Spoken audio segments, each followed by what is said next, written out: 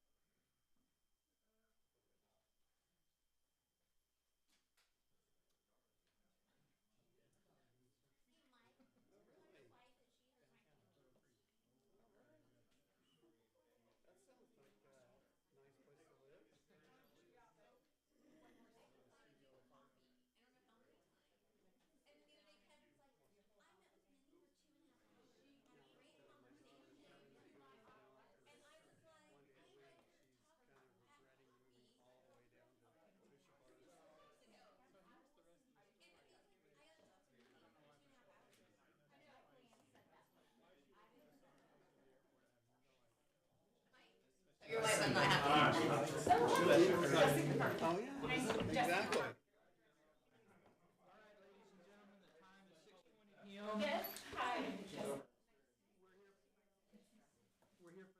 Work session. We have 3 agenda items. The first one is a discussion of the agenda. Anybody have any questions or questions about the agenda? Yep. I did. Yes. Let me just get to my notes here.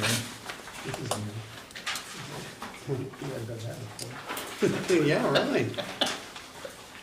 Are you going to So, derail us? He's ignoring everybody. He's concentrating on finding it. yes, I am. I'm sorry, were you talking to me, big guy? We just said that that's you. You haven't done this before. Oh, I know. I'm breaking out some new ground here.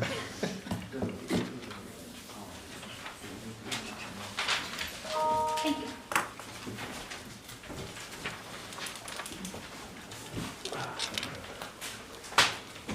Oh, I'm in the wrong phone. Did that today. Yeah. I was looking for a text message and it's like, no, it's here. I mean, there's such great questions. I don't want to deprive anybody, you know. Let's see. Here we go. All right. Go ahead. Am I good? Okay. Yes. Okay. On agenda item 10, there was no indication that there will be a public hearing.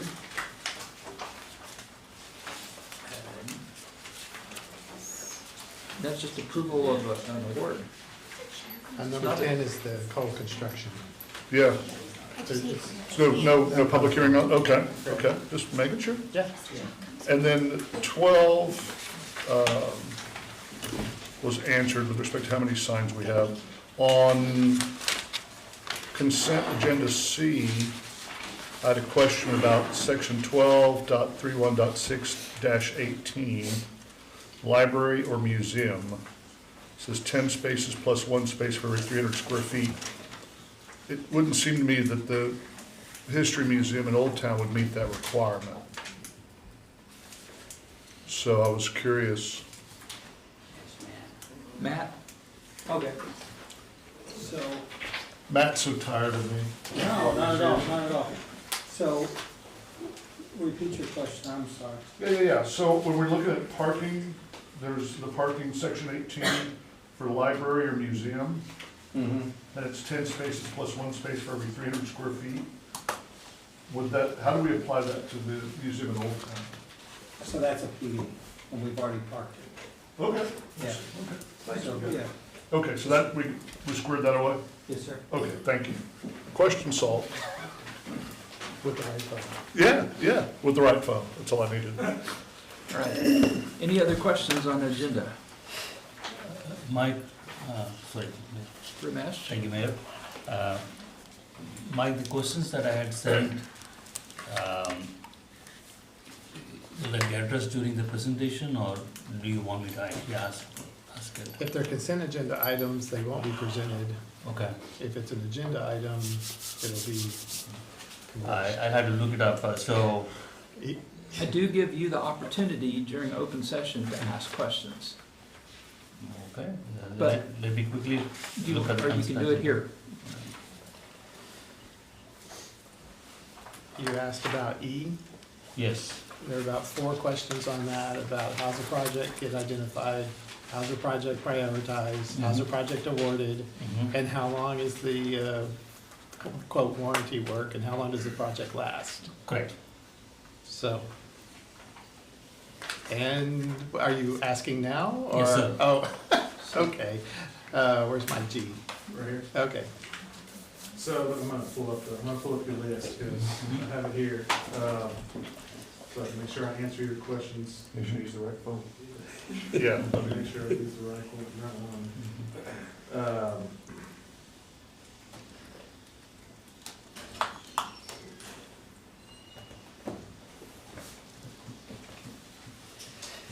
So item E, so when is the project first added to the staff's list? So they're typically added through different methods. Either we observe them through periodic inspections. We try to inspect creeks and drainage ways on an annual basis as part of our SOP. And so what we do is we monitor them, and if we see something, we'll add it to a list for continuous inspection. If we notice some degradation or erosion, then we'll add it to the list, and depending on the infrastructure nearby, what the impacts may be, whether it's a residential home, whether it's a roadway or other utilities or infrastructure, then it moves up the priority list based off the risk. There are other ways, homeowners, so we don't get on private property in creeks, but the homeowners will let us know, hey, there's a creek in the park, such as Hunterwood. Hunterwood Park is one that we've walked and we've inspected, and we've noticed that, so there's a project currently in design for that. Grapevine Springs Park's another one, Grapevine Creek Park is another one. So there's parks that sometimes we don't get to, or if we don't get to, the homeowner will recognize it and let us know, and then based off the risk, we'll prioritize. So this one being Wooders Channel, it's right off of Sandy Lake. We noticed this a few years ago, where the side closest to Sandy Lake started sloughing off, so we went and put in a temporary repair, which has held up for several years. But then we've noticed other areas along the south side of the channel, and so we started a design last year, and the design was complete, late last year, and so we just went out to award this. So it's gonna take care of the erosion along that channel there. So based on that, that's how we identify and move up the list. And the prioritization is based off of the risk or impacts that may occur adjacent to the project. Lifespan is typically 20 to 50 years. That we use different methods of construction. If it's constructed right, maintained properly, it can last. It'll last a long time. And then as far as the warranty, that we typically require a 2-year maintenance bond warranty period on workmanship and materials. And so we inspect it before the 2 years, and if there's any defects or based on workmanship. Now, natural causes is different, but if it's based on workmanship and materials, then they'll come out and repair it before the end of the 2 years. Thank you. Yep. Thank you, Mayor. Then you asked about G. I mean, did you want me to go through the whole list? I think the GE part was also on the consent. That was the play well. Yes, Okay, so you do want to, okay. Jessica? Yeah, so Claywell, you had asked about it being the low bid, so it's selected as best value, the best value in terms of it's the most responsible bid that we had based on references, cost also being a factor. And then I think you also had a lifespan question as well. So most playgrounds are about 20 years with diligent maintenance, so. I remember my specific question now. At 20% Yeah, they scoring. had gotten the complete points for the price. Mhm. So is it fair to assume that they were also the lowest bid? Defer to Adam on that. I don't know this worksheet. They were the lowest bid out of the 2 that were moved forward in the process, Okay. out of the 7. Okay. Thank you. Thank you. you had other questions. I'm not sure, I'm not sure how you want, I'm not sure how you want me to handle this. Those were not part of the consent agenda, right? The other questions were, I think, item 10.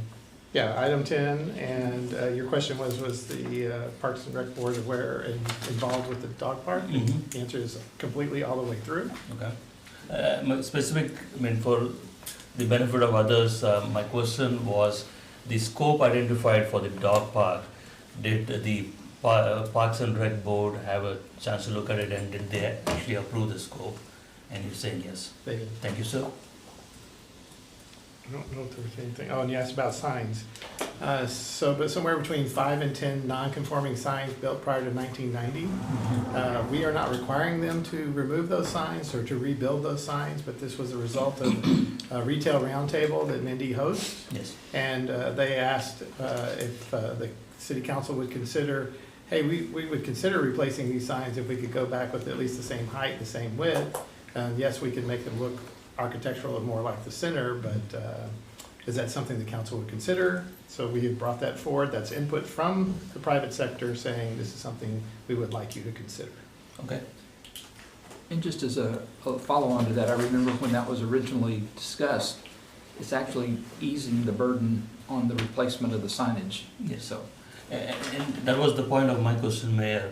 I would rather, my personal preference is that the city contribute to helping them swap the sign as opposed to letting them change it or keep it the same way. but we're not requiring that they change it. Right, we're not requiring, I mean, we could incentivize them to change it to the code.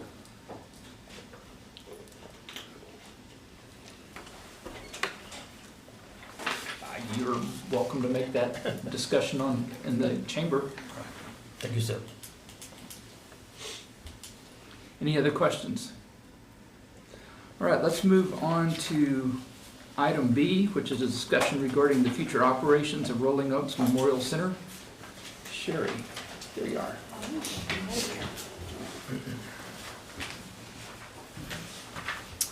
All right, so good evening, Mayor and Council. I'm back here this evening to follow up with you regarding the discussion from the January 14th council meeting. So also here with me tonight is Tyler Peace, who's our cemetery manager. They can help answer any questions that may come up. So the purpose of this presentation is to discuss more details about the future operations of Rolling Oaks Memorial Center and to share with you the recommendations for each of those operational aspects. As a reminder, Rolling Oaks Memorial Center is funded through a special revenue fund, not the general fund.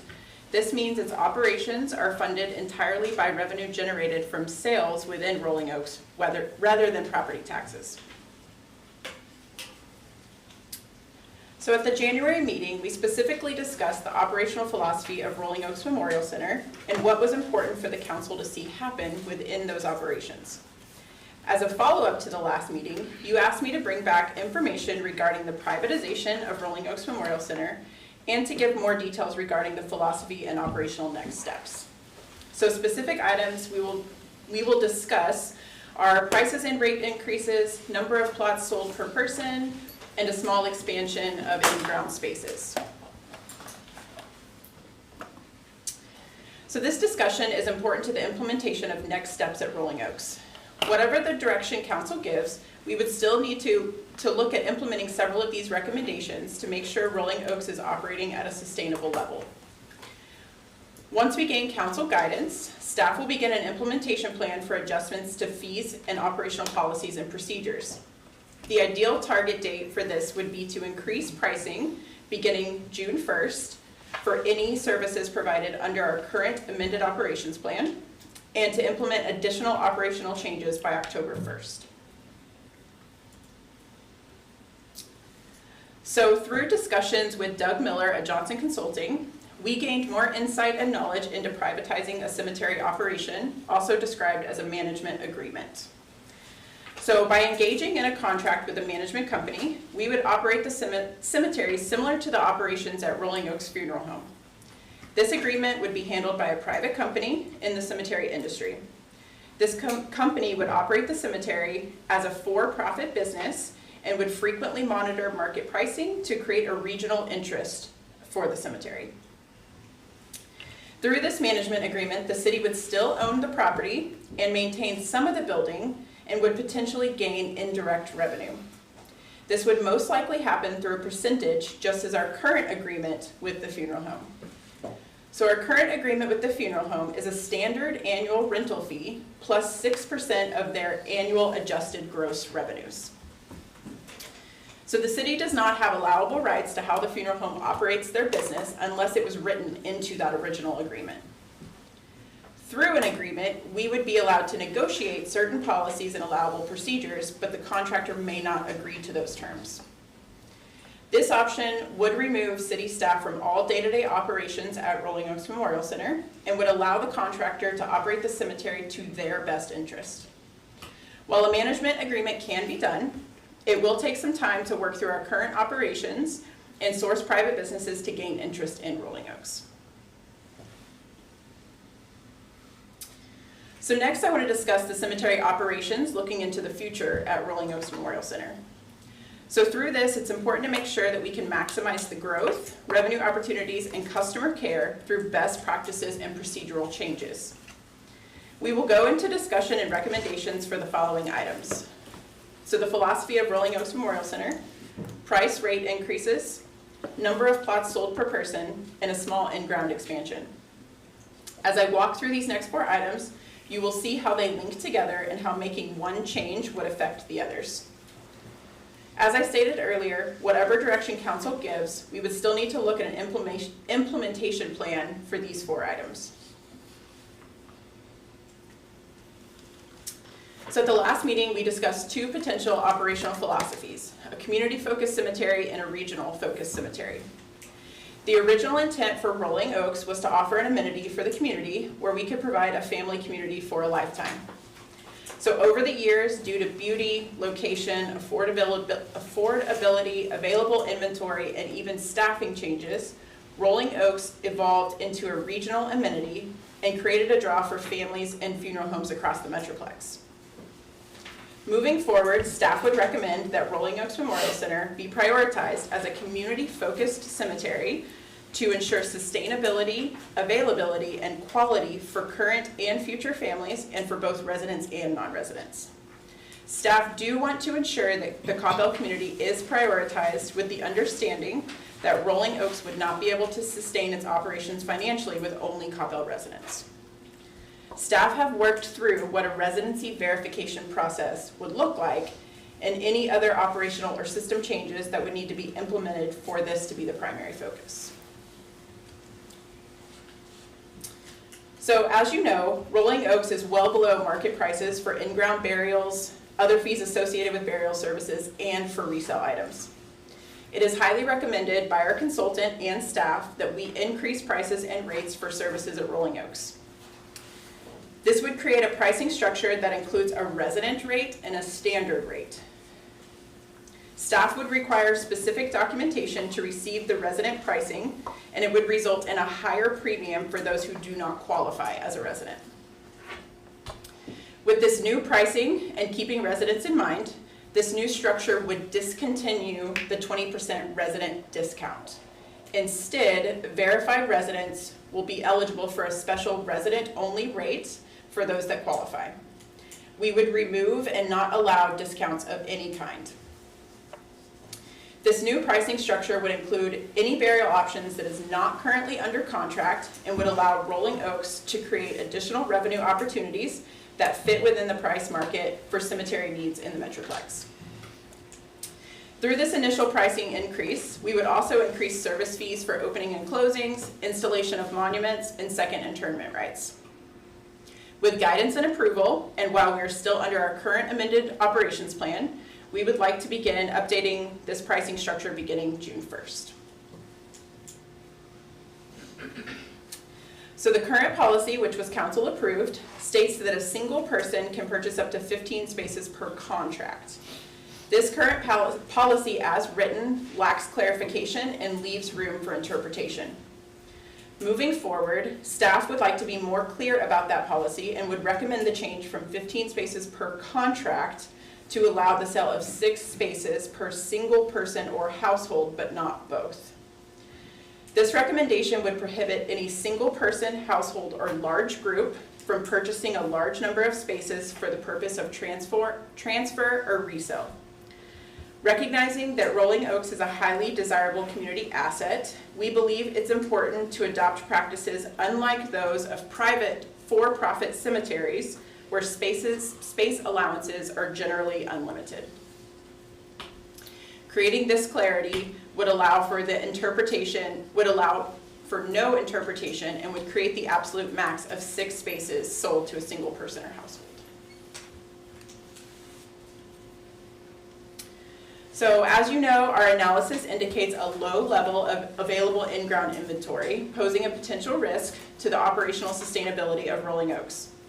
Recognizing this challenge, we note that while we have used over just half of our existing 36-acre property, the remaining area provides opportunity for in-ground inventory and cremation expansion in the future. In accordance with our consultant's recommendation, we propose a strategy of developing a small portion of land and implementing price increases. This approach is essential to generate the additional revenue required to sustain the cemetery's operations over an extended period of time for our residents.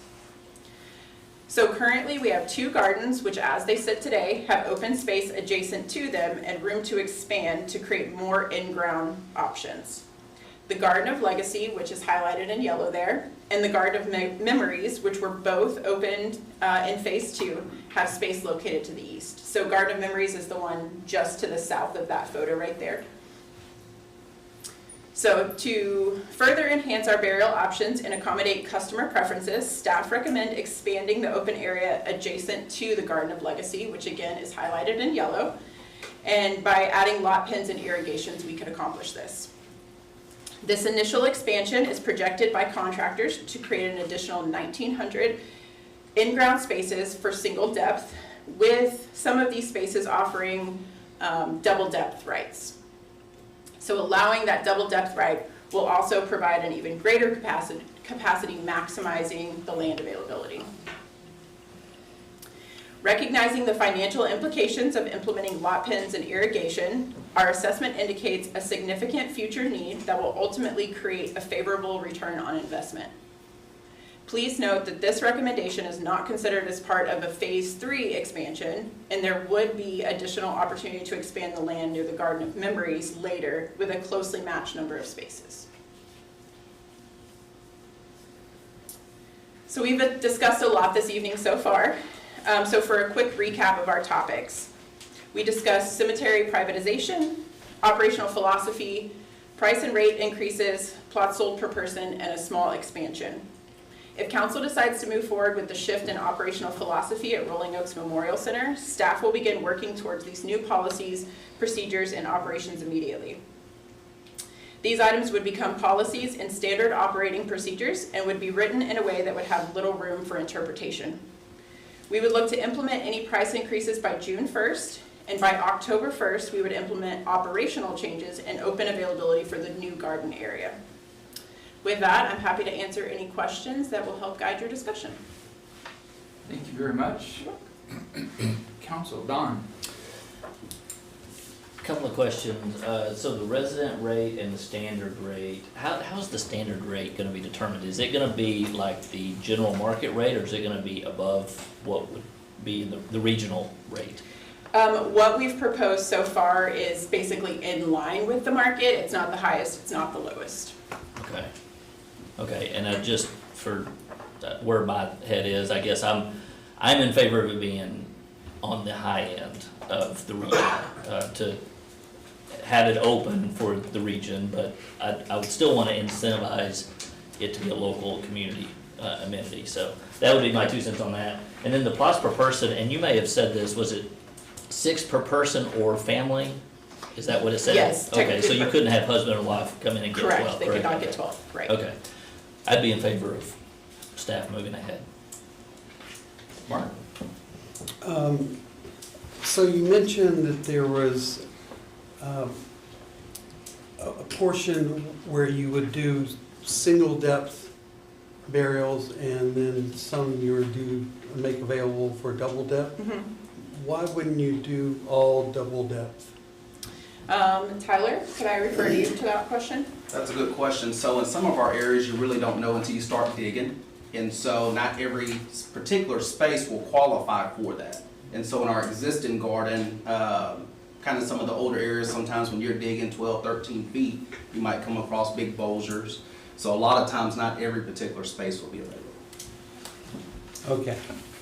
So once we started with irrigation and installing that, we would have more of an idea of what spaces would qualify.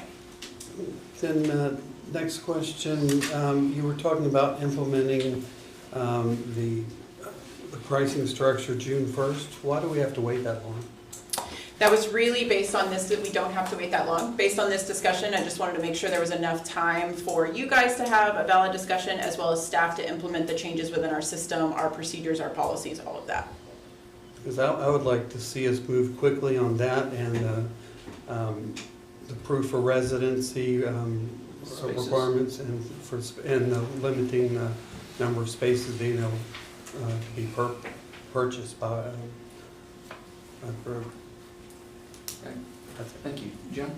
Yeah, so, the last time, the first issue, cemetery privatization, the reason I threw that out really was because I just felt like we should look at every option.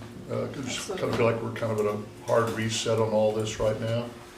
But I have to tell everybody, I received a lot of calls from people, and I was really glad that I did, and they were very touching stories.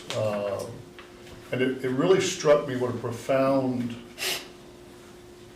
project this was, whether we truly appreciated just how profound at the time or not, I don't know, but the stories that I received and the things that people said really struck me how intimate and how what a profound commitment this is that the city has made. And so given the loss of control and the other issues you've identified, I think correctly, I would not favor privatization under any circumstances at this point, so just want to throw that out.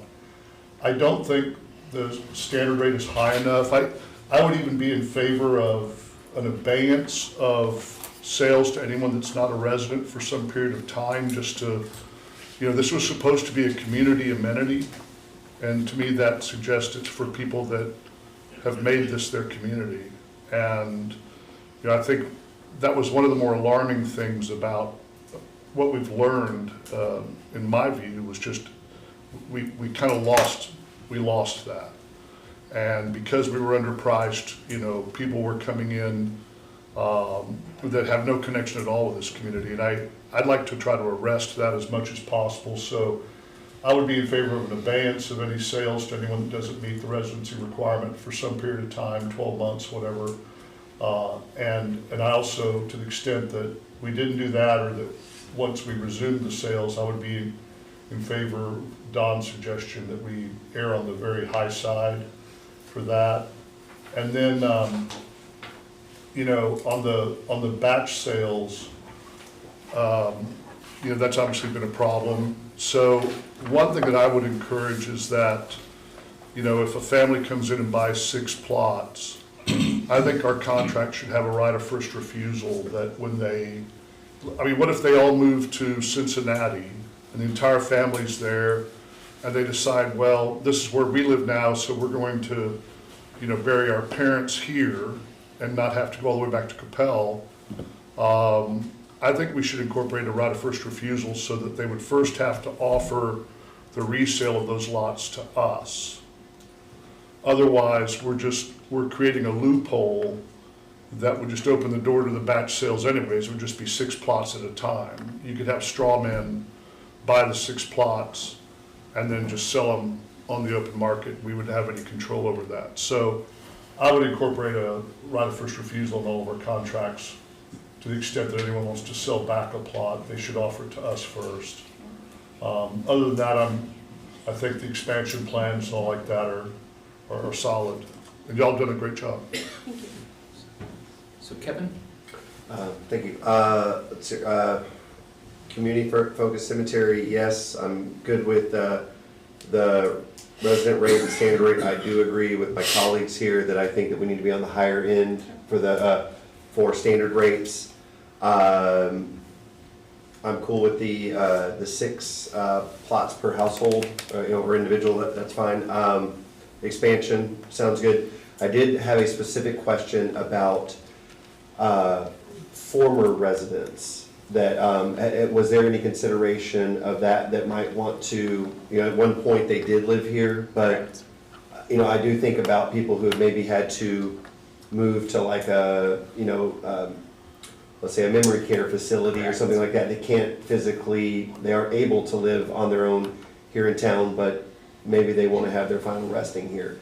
What kind of consideration does that look like? Yes, and we actually offer that now to anyone who's been a resident for 10 years or more and Okay. have moved away from Coppell. Okay. They can come back, and so what we're proposing now with our verification documents is they have to provide some type of proof of that. Because what we've had in the past of, I lived here for 10 years, absolutely. So with a former utility bill or tax statement or something that they could prove to us, but absolutely. Like they can go to DCAT and print off the They can go history of 100%. lived here? Yeah. And so it's a 10, like you're required to live here for 10 years to That's how it's- qualify for that? That's how it's Okay. been written, yes. Okay, so I just wanted to confirm that. Absolutely. And then, in our previous discussion, based on kind of here, I'm gonna throw this out here, I'm fine either way, but I had brought up the idea of people who worship in Coppell Right. that maybe aren't residents, but they do have a community here. I just wanted to bring that back up to see if there were any thoughts, or do we really wanna live like hardcore on, have to be a resident here? I'm fine either way, I just wanna bring that topic back up, because I did bring it up in the January meeting. So I didn't know if my colleagues had any thoughts on, yeah, I do think about our St. Anne's community, it's very large. It is a regional draw, but I understand that, if we're focusing on Coppell centric, I'm okay with that, I just wanted to bring it up. Which they're still, I'm so sorry, I was gonna say, anybody who wants to come in could still, they would just pay a standard rate as opposed to a resident rate, Okay. so, And still allowable. my opinion is that's fair because they're not a taxpayer. There you go, that's, Good, I just want to throw it out there, I'm hearing good things on that, so. So definitely still allowable, just Okay. at that standard rate. I really appreciate the suggestions here. I think it's gonna move us in the right direction, and I am, I received some of the same feedback that you did as well about not privatizing. So I'm glad that we're making these steps forward to, I think, bring this facility up to where it needs to be for our citizens. So, thank you. As did I hear some feedback too. So, anyway, let's see, Bijou? Thank you, Mayor. Shirley, thank you for the presentation. You mentioned in your statement, property tax was not used for the operational of RONC. How many staff do we have in RONC? There are 3 full-time staff members. So how do we pay their salary, their pension and health insurance? So it's a special revenue fund, so the revenues that come in are the expenses that go out that pay that. So for the past 5 years, did we manage to pay their salaries? out of Absolutely, that yes, budget? and we are still managing right now. We still have a fund balance available to sustain us. And for digging the land and all that, the consumers pay. What are the other operational costs? That's what I'm trying to. Yeah, so we have lots of maintenance costs, obviously, mowing, landscaping, which you guys approved that contract about almost a year ago now. So landscaping, maintenance, we have upkeep of facility, obviously just basic operations. And then we do have to pay the contractors for opening and closing. So we are paid that payment, but then we have to pay the contractor for their services. So it's almost a pass-through fee for that. We have obviously just your basic administrative costs that come through that. We have also, when we are selling markers and monuments, so any type of resale property, we also have to pay for that cost up front, and then we pay the contractor for that. So that is something that we also budget for, even though we are paid back for that. Okay. I'm in favor of us controlling the cemetery. That's my recommendation. Ramesh? Thank you, Mayor. Shirley, thank you for the wonderful presentation. And I had asked some questions via email, and thanks for the wonderful answers. One of the questions I had asked is if we had a family that had more than 6 members, and I believe the answer is we will address it on a case-by-case basis and That is not say correct. that, no, thank you for that. That's correct. The other question I had was about the if we are going to have a policy on a percentage of plots for residents versus non-residents, and the way I read the answer is, I believe for us to be on a sustainable path, we do want some non-residents paying the standard rate, correct? That is correct. And I really appreciate what my colleagues are saying about the standard rate being above the market rate. But if we price ourselves a little too aggressively, then our math would not work, because for us to be sustainable, we do want a certain percentage of non-residents to come in. And then today the number may be 50%. I would recommend that we look at it on an annual basis, so that 2 councils down, we don't have the same experience that we had this time, that said, how did this happen? Why did we let it go so long? So I would say, let us look at it on an annual basis. Look at the pricing structure or the percentage, just so I'm clear. The pricing, I would leave it to you guys, but the percentage of resident versus non-resident, I think the council should have an opinion on that, if not every year, at least once in 2 years. Okay. That would be my recommendation. And overall, I'm support of staff's recommendation, so thank you. Thank you, Mayor. Brianna? Yes, thank you. Thank you for the presentation. I kind of with Jim on the fact that I know I was one of the ones that also had asked for information about privatization. I think if anything, I was looking at it from the standpoint of what are our options. Right. Because sometimes you can enter into a business that really isn't our forte, right? But I think you've done a great job of just outlining what was the intent of the cemetery when we decided to open that cemetery. One, that we wanted it to be community focused, and we wanted this to be part of the community of a lifetime. And so I think there's been a lot of learnings along the way, and I think that that's what you do. We did that with the senior center too, right? And so you learn along the way, and so I think if we can just have some open dialogue on a frequent basis of just, you know, kind of to your point, Ramesh, on just how are things going, what is that ratio, do we need to adjust accordingly? I do want to ensure that our residents have, you know, that resident rate, because we want them to be able to have kind of that opportunity to be there and have their family. And then I think also the decrease of allowance per person makes sense, because unfortunately sometimes people take advantage of that. And I think we've done that as far as residential rate and standard rate, even in other facilities that we have. So, you know, I leave that to you guys on what is that right delta that we look at, where that we're competitive, but yet we're not pricing ourselves out of the market, but yet we're incentivizing our residents to be here and not go somewhere else. So I do like that. I would actually love for them to come, maybe, you know, in the beginning as we start to make some changes, just to give a report. I'd say once a year, but maybe even twice a year, just to let us know how you're doing. Maybe after the expansion happens, but I just want to have some sort of regular cadence on what's happening. I think that's really important, because unlike the senior center where we've got liaisons, we don't necessarily have liaisons at the cemetery, and I think it would just be good to know that. So, and then to your point, Kevin, I appreciate that, because we do have a lot of people who worship in Coppell who don't live here. I think I would say we open up Pandora's box only because it would be hard for our staff to be able to validate or verify if they go to the church unless they are members, and then what if they're not registered members, and I just don't want to get into that, but I think that's something for us to maybe consider later if for some reason we end up in a situation where that seems to be what we're hearing from our residents. So that was a lot to say. Thank you, and I appreciate this, and I agree with staff's recommendation. Don? One point of clarification, a few slides back, you had a stat.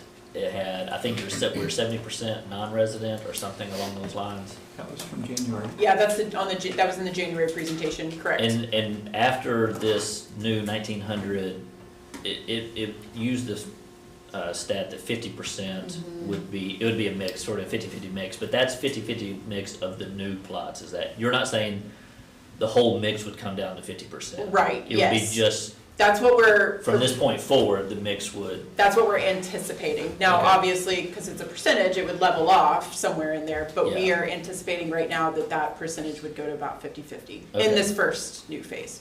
so the overall mix is still gonna stay up Yeah. closer to 70%, right? Come down a little bit. Okay, I just wanted to clarify Yes. that. Thanks. Jim? This is a little off chart, not, if you don't have information, I understand completely, but we have privatized the funeral home, and some of the input I got on that was mixed.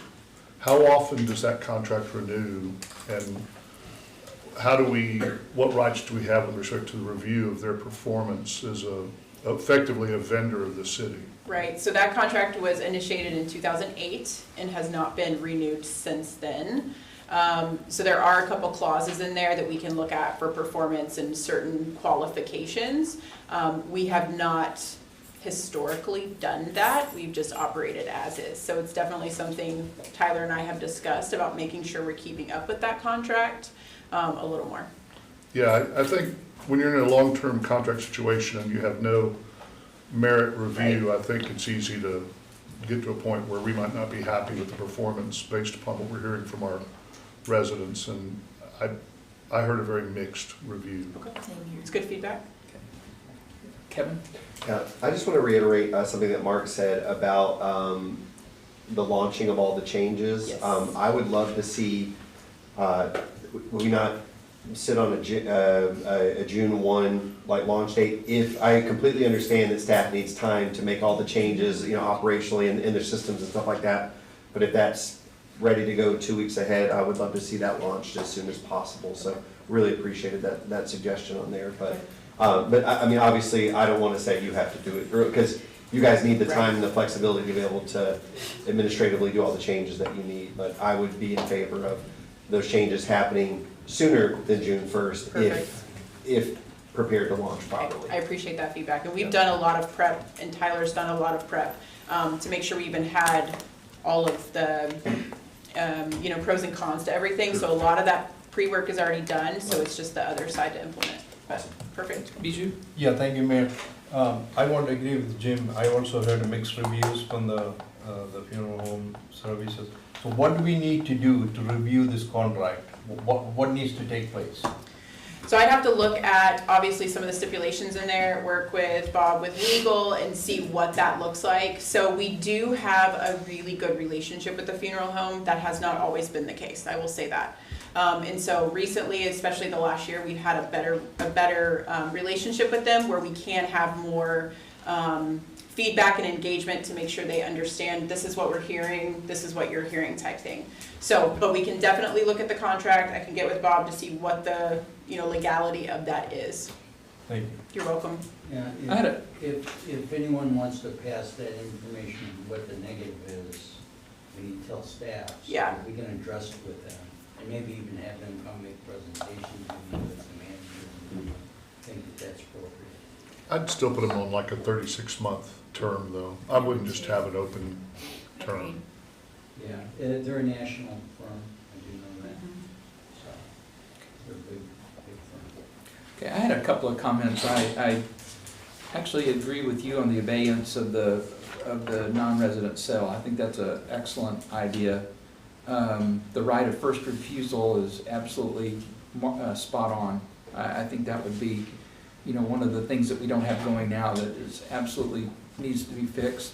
I did have a question on the cost. What's the ratio of the difference between a resident rate and a non-resident rate? Just the ratio. On the difference of the rate, it's about $1,000 of what No. we're, oh. Times 3, times 4, times 2.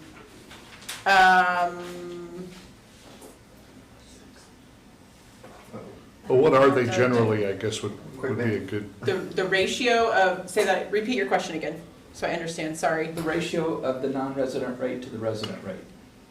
What we're looking at as far as how many sales for each? Cost. They want to know the Cost. percentage difference between residents. Oh, I'm so sorry. 100% Got more, it. Okay, so 200%. yes, we're looking at, it's like a 25% difference between the two costs. I think it ought to be more than that. yeah, I do too. 3 times. I was thinking Yeah. 3 times. Yeah, I think it needs to be enough that if they have to really want it to, as a non-resident. Sorry for That's why I asked the question. I was afraid it was gonna be low. That's why I asked the question. We can always adjust it down if our sales get stunted or whatever. Yes, we can. You might want to look at a larger ratio there. I had a couple of other ones. Timing, I agree with Kevin or Jim on the, sooner is better. It was Mark, sorry. One of you guys in black suits. And Ramesh? Thank you, Mayor. Again, I appreciate what Jim is saying about the price. Per my understanding, and maybe if all of us look at the numbers, we'll have a better idea. If I have to use approximate example, if it takes us $100 to run this cemetery, and if we are discounting our residents and taking only $40 from them for the same 50-50 breakup, then we are expecting $60 from the non-residents, right?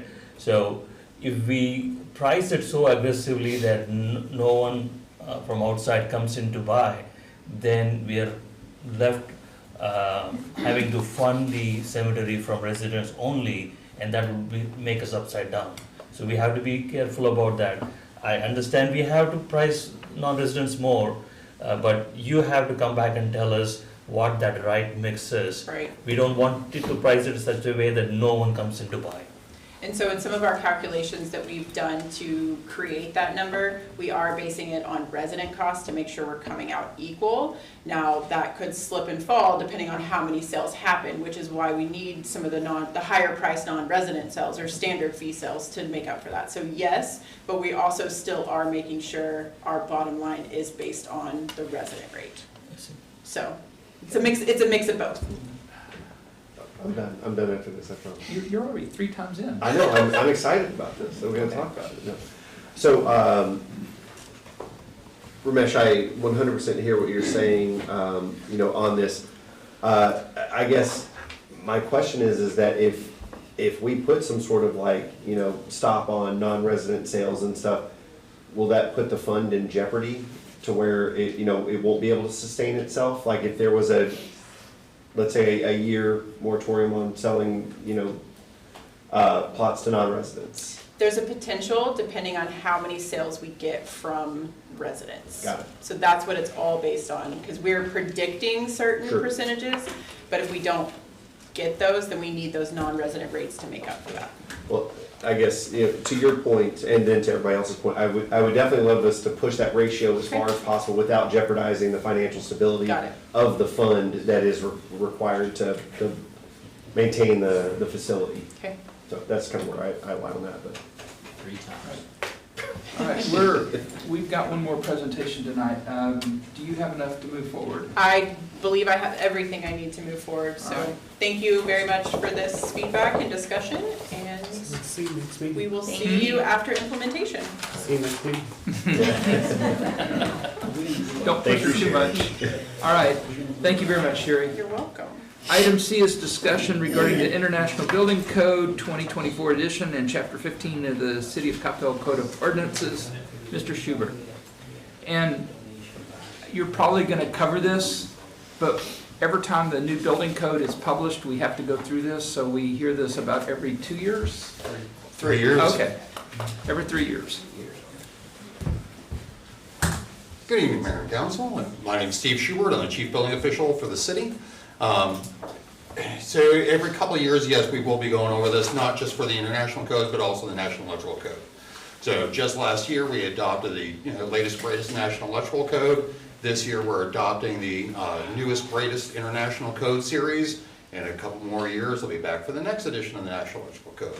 And that's how this keeps progressing. So that way we are providing the latest data available to our residents and contractors, utilizing the newest methods for ensuring the public safety.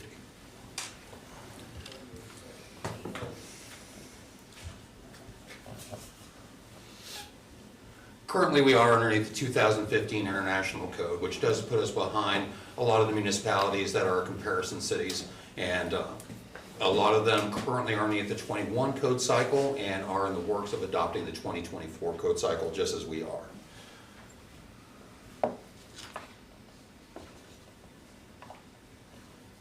As stated, the building codes come out every 3 years. Unfortunately, we have a lot of changes going between the 2015 international codes that we are currently under, all the way up to the 2024 codes that are latest.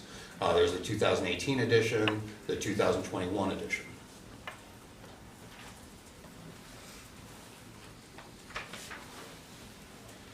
And each time that the codes are put back out, they are based on the latest data available from resources such as the NFPA, engineers, architects. Everybody comes together to try and generate the codes.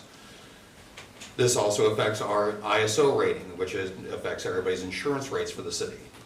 Just as the fire department gets audited, we get audited as well. They use the BKEGs and they'll rate the city on how long we've been underneath the latest codes, what our certifications are, and how stringent we are in the performance of our duties.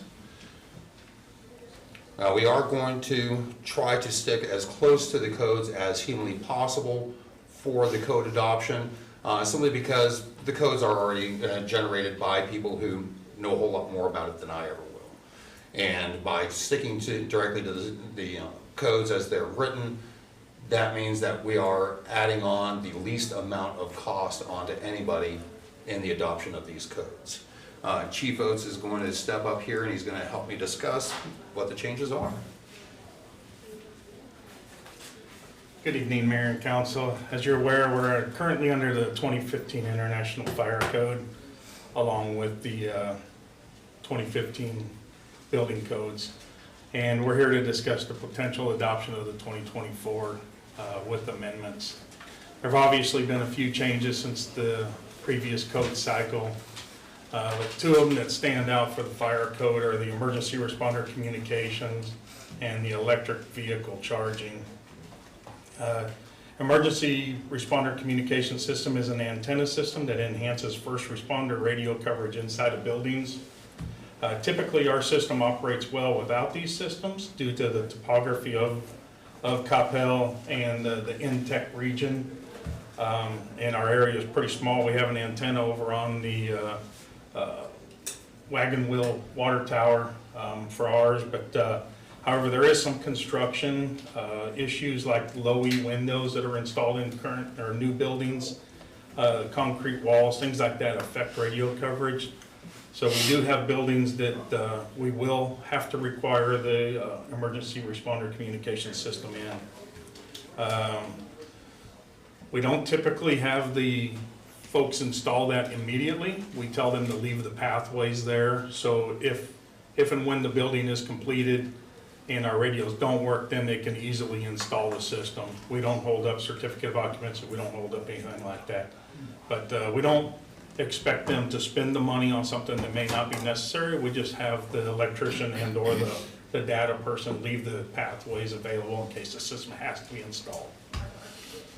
The electric vehicle charging, unfortunately the 2024 International Fire Code still does not have anything in it about charging stations as you see there.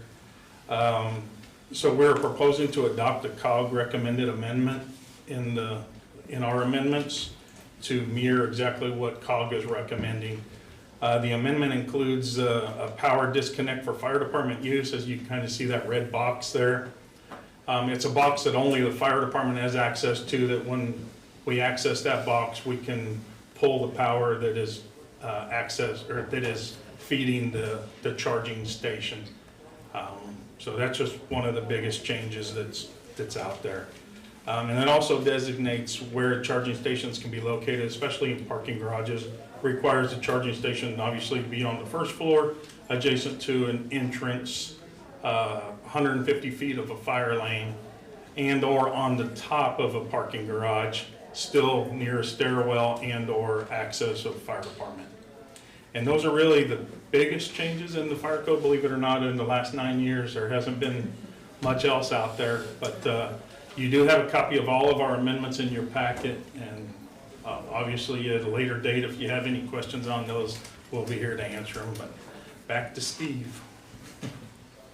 Before you, Oh, Chief, no, yes. Sir. how many electric vehicle charging stations do we have in town? Permitted? We know of several, obviously, Market Street, Walgreens, those are the type of ones that we're talking about. Those are the only two that I'm aware of off the top of my head. I mean, I probably go back and look through the permits and see others, but there's only those couple that I'm aware of off the top of my head. There have been general inquiries from larger companies such as Amazon, stuff like that, who have looked into the possibility of adding electrical vehicle charging for their employees. Yeah, the hotels, things like that have been asking for them as well, so that's what we want to be prepared for. Okay, thank you. Brianna? Sorry, and I may have missed this in here, but this is for business locations, Correct. right? What do we do on the residential side? Anything? So the residential side is actually based on the manufacturer installation method. Whether it's Tesla, Prius, you name it. The manufacturer for that electrical charger dictates how that equipment gets installed. So they'll tell us how far it has to be from certain things. It'll tell us what size conductors are supposed to be going to it, what size the breaker is supposed to be. So it's based on manufacturer installation method. We do have an amendment to that requiring that the bottom of the equipment be at least 48 inches off the finished floor if it's in a garage, just to make sure that nobody's going to back into it.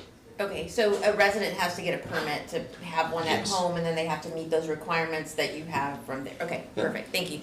So regardless of the code cycle, that Okay. doesn't change. That's how it's currently handled. Thank you. Bijou? Brianna just asked that question. Do you know how many permits that we issue for residents? It varies. On average, I'd say probably about 2 a month. Sometimes I'll get 3 in a week, and sometimes it'll be a couple weeks before I get any at all, and then another one will come out. So do you have a number total, how many we issued? I'd have to guesstimate that, and I do get hit in the head a lot, so I would not trust that guesstimate, but I'd say probably about 30 a year total. So total number in the city, I think is what he was asking. Yes. Total in the city, I'd actually have to start digging through, because that's something that would predate me. Based on information from the industry, electrical vehicles were not as popular as they were probably about 10 years ago. So 10 years ago, it'd be safe to say we probably got 1, if any, per annum. And then as time progresses up to current, it would probably increase per annum. Right now, if I'm running about 30, last year, chances are probably about 25. Year before that, probably about 20. So I think it'd be a fair estimate to say we probably have less than 100 in the city. Permits. Permitted. Because all it Permitted takes being the is magic word. That's the problem. just a 220, just like you have for your dryer. So Right. the equipment is easily purchasable. You can buy it from anywhere.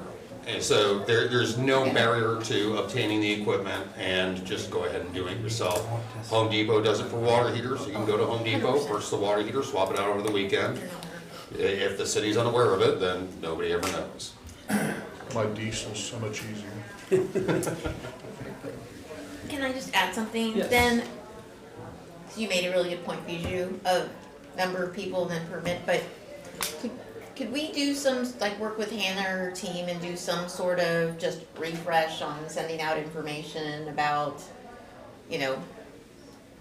getting a permit and, That actually is one of my goals for 2025. okay, yeah, By the just end- putting out the information and It- educating people.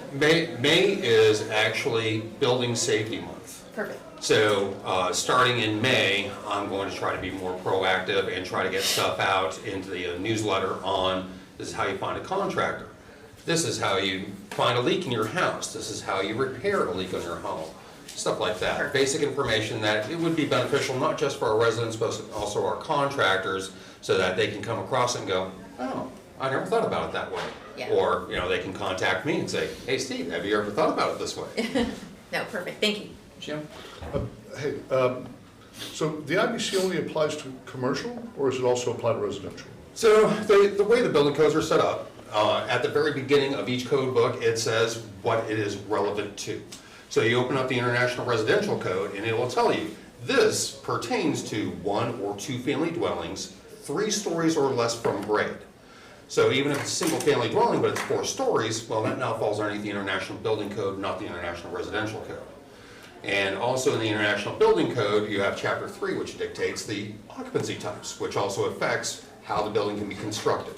The International Residential Code has no references to occupancy type because it's self-explanatory. 1 or 2 family dwelling, 3 stories or less from grade. If it doesn't fall underneath that, then it's the International Building Code. So we're only looking at the IBC now? No, we're looking at all of them. That's why there's the epic volume of amendments and everything else that goes along with it. Because I saw some residential stuff in there and I was... Yes. Okay. So the portions that we're amending for the adoption are things that we have historically amended. Things such as what is exempt from a permit. We're trying to stick to that as we historically have, which is also a COG recommendation. So not a whole lot's changing. We're not really different from anybody else. We're just on the latest edition. Things that have changed that I amended out for the 24 code cycle is stuff like alternating tread device. If anybody has ever heard of torture from Hades, it is an alternating tread device. Think of it as a set of stairs, or half stairs, half ladder, where you have one step here, about 24 inches, you've got another step here, and there's a metal rail between the 2 of them. That is designed for firefighters to be able to get up on the roof.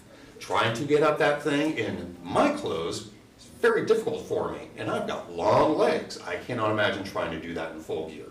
So for commercial properties, in order to get up on the roof, they need to either provide a ladder, stairs, or some other compliant device. They just cannot use the alternating tread device, because I would not want to be a EMT or firefighter and trying to get down that thing with somebody on my shoulder. Ramesh? Thank you, Mayor. Steve, thanks for the presentation. I'm just trying to think ahead for our residents that may be upgrading or remodeling their homes. Do you expect there will be a sticker shock as a result of moving to this new standard? So that's kind of hard to define. It really depends on the specific scope of work, and even if there is, this is going to be standard for every single municipality around us, so there would be no escaping it. Right now, the state dictates underneath different portions of state law what the minimum standards are and what the minimum code addition is.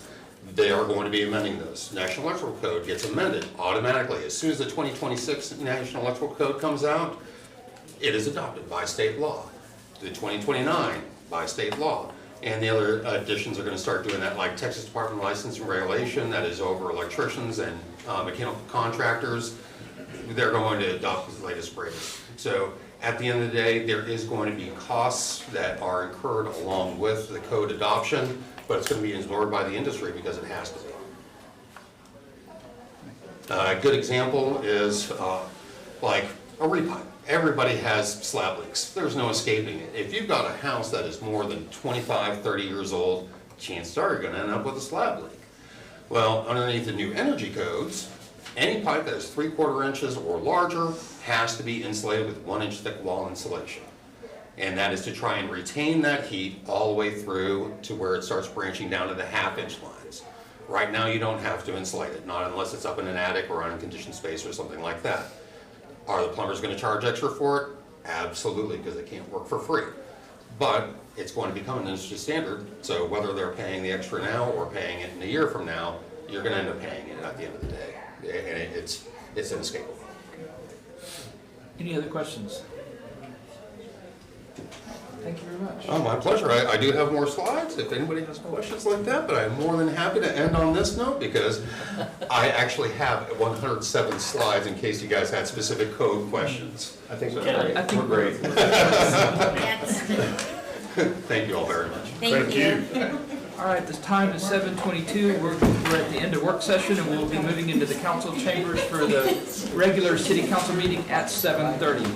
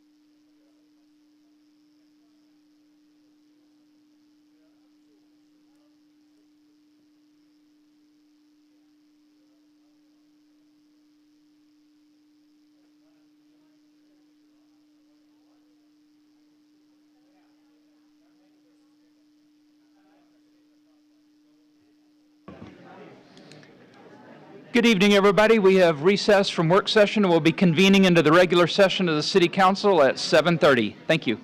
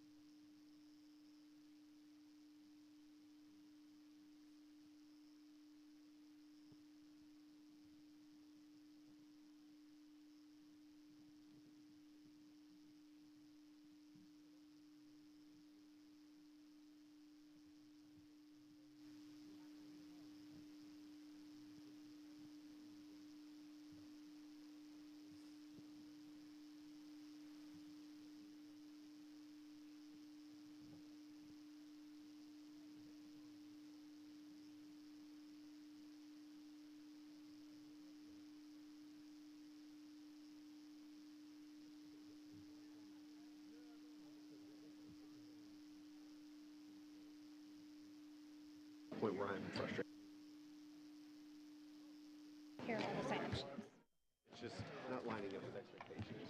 Good evening, everybody. The time's 7:30 p.m. and we're here for the regular session of the Coppell City Council. Just as a reminder, persons wishing to speak during our citizens' appearance or the public hearings must sign the appropriate register located outside the council chambers and list your home address. This evening, we have Melody Cardenas with the Allies Interfaith Group here to give our invocation, and then we'll follow that with the Pledge of Allegiance, so please remain standing. Melody?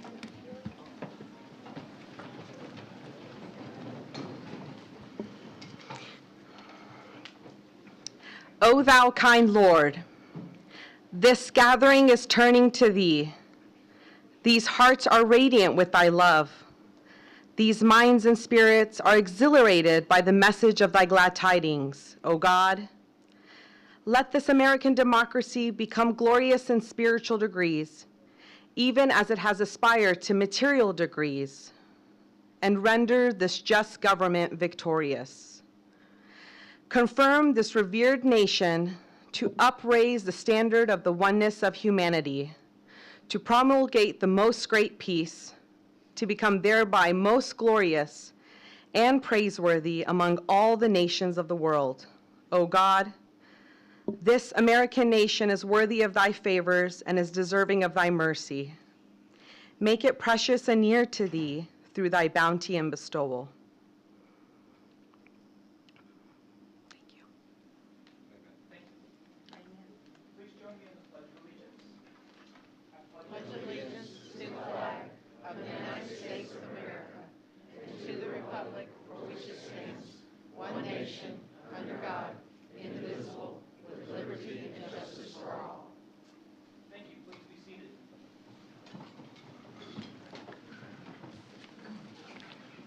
We have two proclamations this evening, and the first one is a proclamation designating the month of April 2025 as Volunteer Month.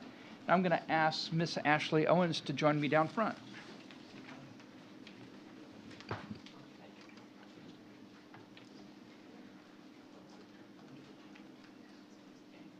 And friends, all the volunteers that are here. All you people, this is in your honor.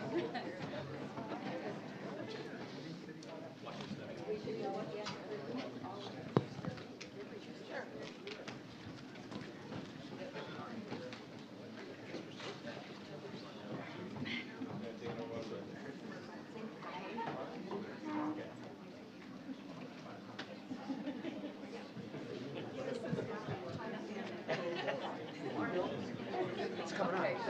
Hey, are you going? Hi, how are you, Mr. Gasparo? Yeah, we're going. I just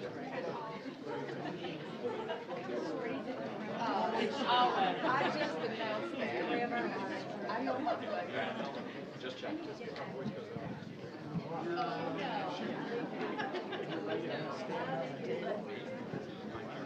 room on this side as well. So it's good to see everybody, and I want to get a guarantee that everybody's going to stay for the entire meeting, right? Okay, thank you.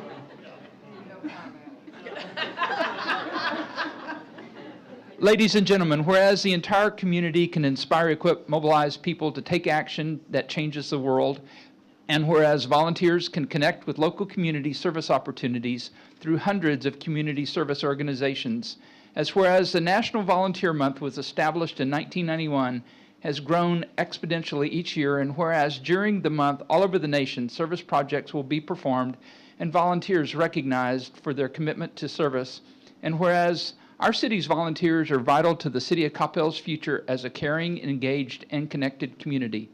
Now therefore, I, Wes Mays, Mayor of the City of Coppell, do hereby proclaim April 2025 as Volunteer Month in the city of Coppell, Texas, and urge all citizens to be inspired and encouraged to seek meaningful opportunities to volunteer in the Coppell community. In witness thereof, have set my hand and caused the seal of the city to be affixed this 8th day of April 2025. And I want to thank everybody for being here, and I think Ashley had a few things to say. Ms. Owens. Thank you. So on behalf of the volunteer coordinators, I serve as the volunteer coordinator for the boards and commissions. I'm deeply honored to be working with you all on a weekly, daily, monthly basis. You are the reason that we get to do all the things that we get to do. And it's just a great honor to be able to say that Coppell has the best volunteers in the world, period. And so I just wanted to recognize you all, but also remind you, please come to our volunteer appreciation event on April 17th. Please go out and look at the volunteer impact report. That tells your story of all the work that you have done all year long. Just thank you so much for what you do. I really appreciate it.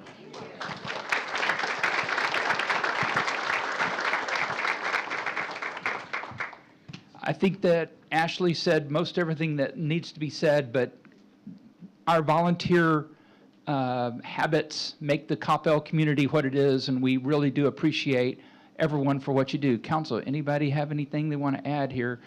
Councilmember Prem Kumar. Thank you, Mayor. I want to reiterate what Ashley just said. I think Coppell volunteers are the best.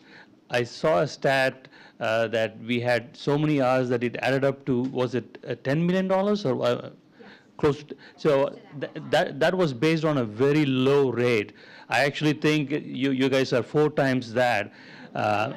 Thank you for all that you do.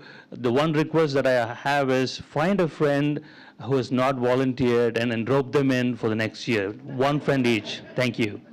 Thank you very much. Councilmember Hill. Thank you, Mayor.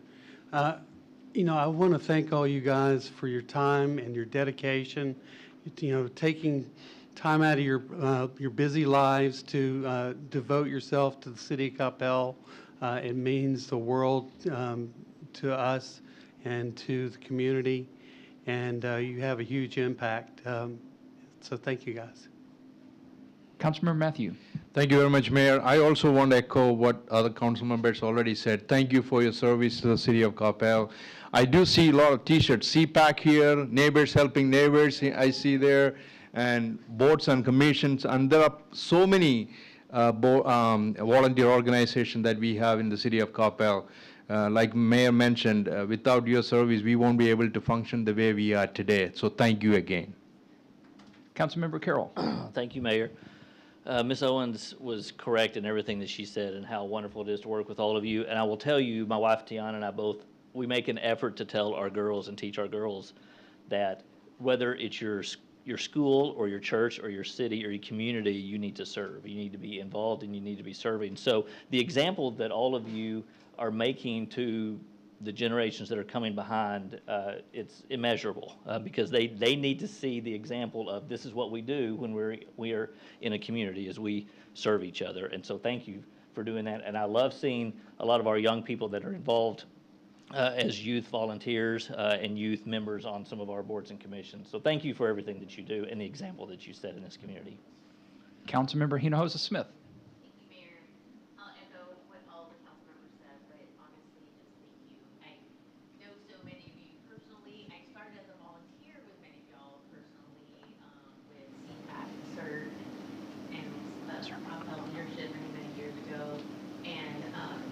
Always say too that when we're having our interviews with boards and commissions or neighbors helping neighbors or other things, like so many people show up and that's such a good problem to have. It's like people want to give and volunteer and we really appreciate that because we know everybody has busy schedules, but the fact that you make this a part of just your everyday life and that you're willing to give back to this community just means so much because Coppell is Coppell because of the things that we do. So all that to say is thank you all so much and we really appreciate everything you do. Councilmember Walker. Thank you, Mayor. Martin Luther King Jr. said that life's most persistent and urgent question is, what are you doing for others? Thank you for answering that question for our community. We really appreciate it. So Mayor Pro Tem Nevels. I was just waiting until the end. Listen, I can't say anything any different or better than my colleagues did. I just want to say thank you. I'm so blessed to live in a community surrounded by people who give time, effort, and energy to just make where they live a better place. So thank you guys for making Coppell a better place. It's really all I can say, but thank you guys so much. We appreciate you. And I'm sure we're going to announce it a little bit later, but I got very excited tonight when I got here tonight because I got my Neighbors Helping Neighbors t-shirt tonight. and that's coming out Saturday, so that's a big event for me. I really enjoy that, and I'm sure I'm going to see everybody out there. But I think we have a proclamation to give to Ashley, and we get Sam to do a photograph, and there we go. So, no, you could get over there.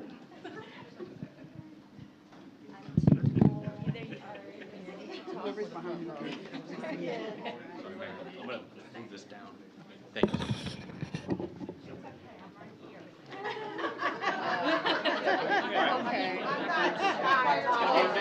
I'm going to be over here. Right here. There you go. There you go. Yeah. Are you talking about volunteer council? Yeah. Okay, it's a big photo, so everyone's ready as much as they can. All right. Squeeze in. Yeah. Squeeze in. And, okay. Big smiles, everybody good? Everybody. Stand up straight, perfect, okay? Okay, 3, 2, 1, and a couple more. There are a lot of you. Yay. All right, we'll take it. Thank you so much. Thank you.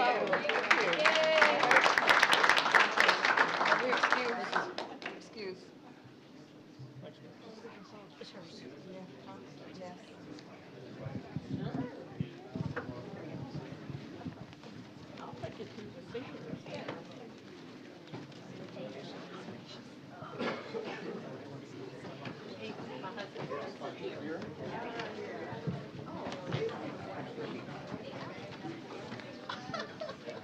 Item number 7 is a proclamation designating the week of April 6th through the 12th, 2025 as National Library Week. And I'd like Alexis Welburn to come forward and help me out. Did you have friends to come with you? Oh, yes. Please, friends, join me.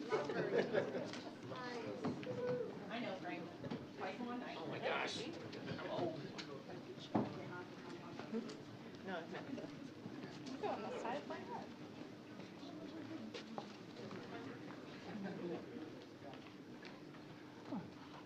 All right, whereas libraries provide the opportunity for everyone to pursue their passions and engage in lifelong learning, allowing them to live their best life, and whereas libraries have long served as trusted institutions for all members of the community, and whereas libraries strive to develop and maintain programs and collections that are diverse as the populations they serve and ensure equity of access for all, and whereas libraries adapt to the ever-changing needs of their communities, continually expanding their collection services and partnerships, and whereas libraries play a critical role in the economic vitality of communities by providing internet and technology access, literacy skills, and support job seekers, small businesses, and entrepreneurs, and whereas the Cosby Library and Community Commons has been serving the city of Coppell in all these ways and more since 1974, and whereas libraries, librarians, and library workers are joining library supporters and advocates across the nation to celebrate National Library Week,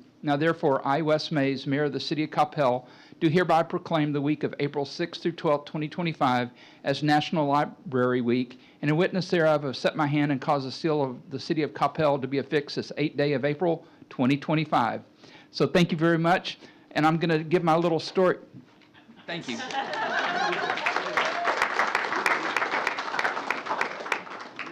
I'm going to give my little story, and it's probably getting a little bit old, but whenever I've done interviews for the library board, those are the most fun interviews I've ever done because you folks are so passionate about what you do. So it's just a big thank you from me to you. So did you have a few words you wanted to say?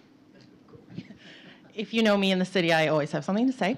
Thank you, Mayor Mays. Thank you, council members, for all of your support for the work that we do at the library. I know all of our team members feel very supported at all times by the city. And thank you, moreover, to our library board and Friends of the Library members that have joined us here tonight. If you didn't know, this year's National Library Week co-chair is actually Raina Telgemeier, who we were able to host last year at the Arts Center. And she is an author and cartoonist, which makes sense because this year's theme is Drawn to the Library.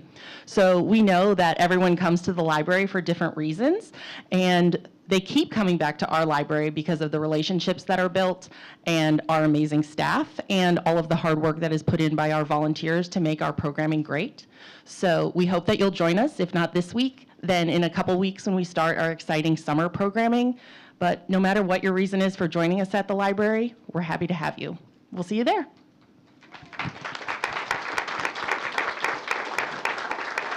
Thank you very much.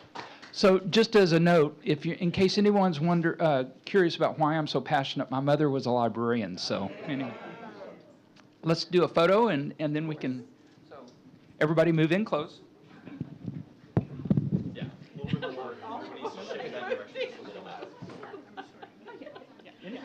There we go. Bunch in, we're friends. Yeah, all right, that'll work right there. Everybody good? All right. Everybody, you can smile. And 3, 2, 1, and a couple more. Spectacular. All right. Thank you.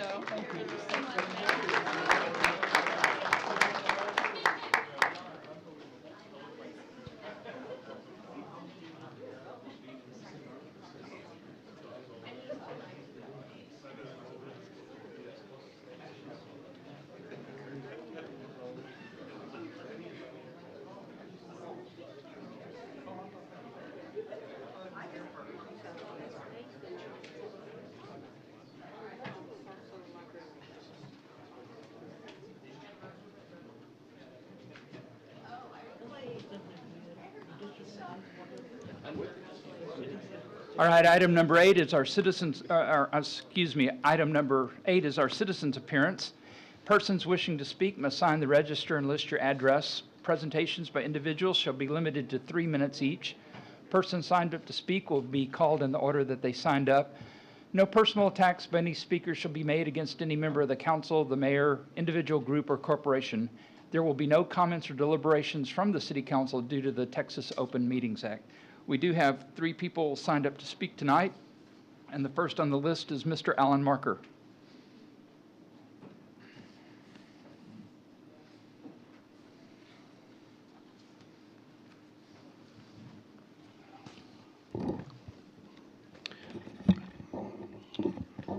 First of all, hey, thank you, Mayor, Council. After what I've heard come out of the work session, I'm ecstatic. So I'm not going to use my full 3 minutes. I'm very appreciative of you guys. You know, this is very passionate to us, and you can understand why. I know you've all read my email and can understand. Please revisit the funeral home. I mean, this is something that is, you know, smoke coming up out of the chimneys during the day. I mean, you know, and this, we all know what that is, and it's very disturbing to see. And, you know, the signs that are put out for spring sales and things like that, you know, I mean, it looks like a used car lot out there sometimes, you know, with something. I mean, that's not a place for that type of advertisement. So it'll come, you know, sometimes too quick. So, but guys, I'm so thankful, so thankful. I appreciate it. Thank you for your comments tonight. The second speaker is Felicia Raphael.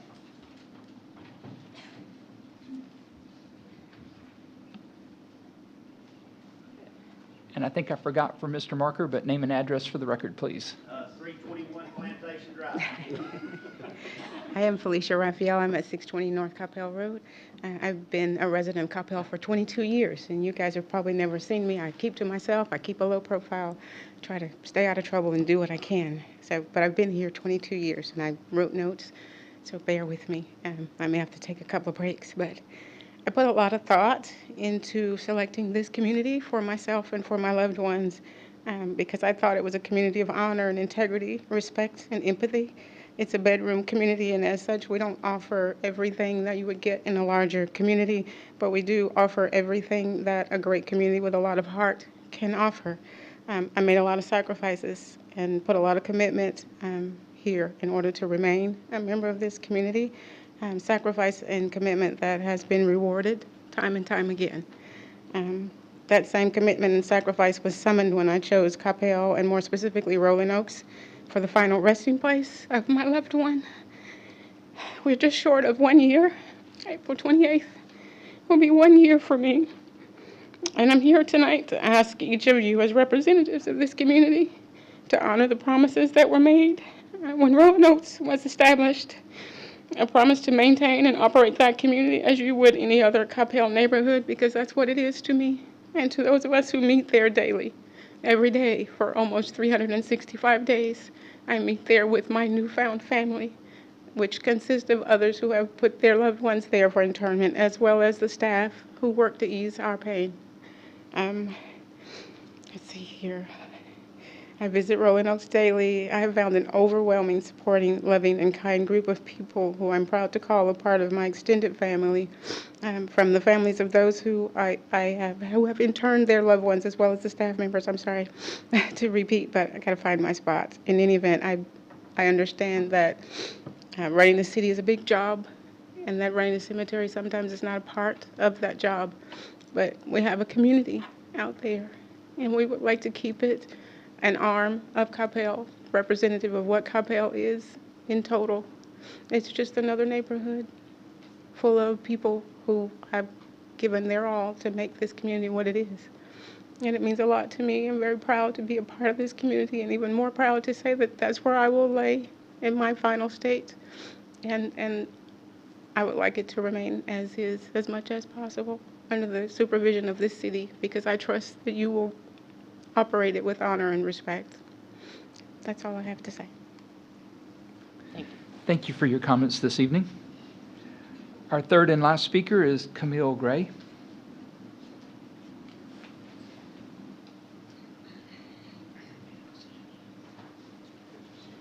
Good evening. I just wanted to say that I'm so grateful to be here today. Name and address for the record, please. Oh, yes. My name is Camille Gray, and my address is 5121 Meadowlark Drive.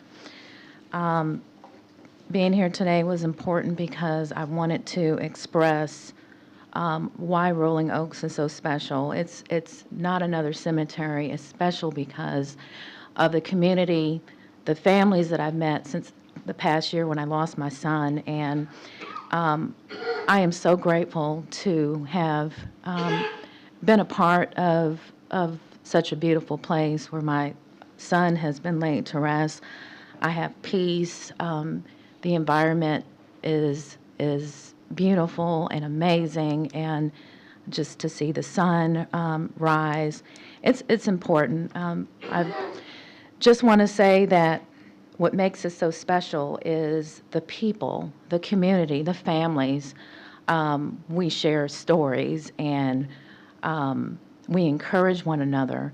And in that, I am grateful for the leadership of the cemetery and the way that they conduct themselves with listening to the families, especially when we have concerns or things that we just want to talk about or better understand. And I'm really grateful that I chose Rolling Oaks because of its reputation, and everything that I have been told is exactly what I see. So not going to say more, but just satisfied with the way things have been going, and hope to continue to see things move forward in that way. Thank you. Thank you for your comments tonight. Item number 9 is our consent agenda. The consent agenda is routine in nature and is generally enacted in a single motion. These items have been previously approved through the budget or past council actions. Any item may be pulled and considered separately. Full descriptions are available on the screens. Council, do you have any items you'd like to pull from the agenda? Councilmember Walker. I wasn't going to pull, I was going to move.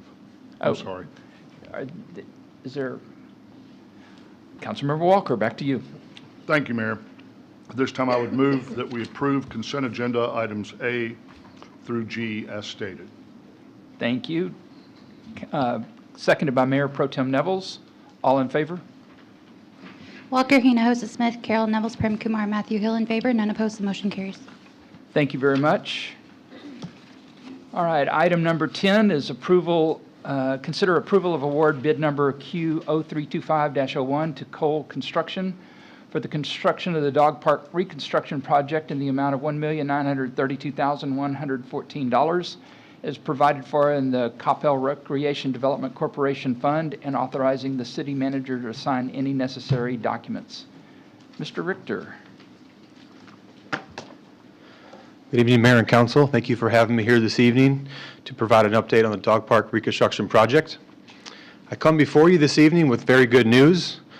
We have finally reached the finish line for the design and the bidding phase portion of this project.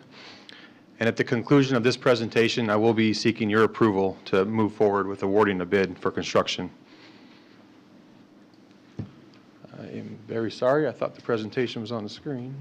Let's see. Sorry. Yep. There we go. All right, so you may recall, staff came before you at the early part of 2023 to inform you of the challenges that city staff and park users were experiencing at the dog park. Following your direction, we engaged with our consultant, Teagnall and Perkins, to begin the process of improving our dog park to meet the needs and expectations that our community has come to expect. The design was heavily influenced by a robust community input process that included 2 surveys for the community to voice their needs and desires for the new dog park. Following the survey, staff did keep council and the park pals up to date on the process through email communication. A project design update was provided to the Parks and Recreation Board in August of 2024, and the design process was finalized in January of 2025. The design would have been completed sooner, however, but there was a brief pause in the process so that the city could focus its efforts to work out a solution with the Church of the Apostles regarding the parking lot at MacArthur Park. The short pause in this process was important for the city to stay on track and to avoid potential longer delays down the line. At this point, I would like to circle back to help you understand exactly what we discovered after each community input survey. I have provided a handout for you to follow with along to help compare survey feedback to the existing features at the current dog park. Survey 1 was conducted in the early part of 2023 and confirmed that the top priorities for our community included expanding the size of the dog park while adding an additional large dog area, as well as an all-weather synthetic turf area, improving the natural turf irrigation and drainage, upgrading the fencing and entrance gates to withstand the wear and tear from dogs being dogs, and adding shade structures while improving the drinking fountains. Survey 2 was conducted later in the year and confirmed to staff that the community also had an appetite for the following: natural shade to the west of the site in addition to the shade structures already accounted for, additional seating and gathering areas, lights, agility features, and wash stations. After design was complete earlier this year, staff put this project out to bid and received a total of 3 bids.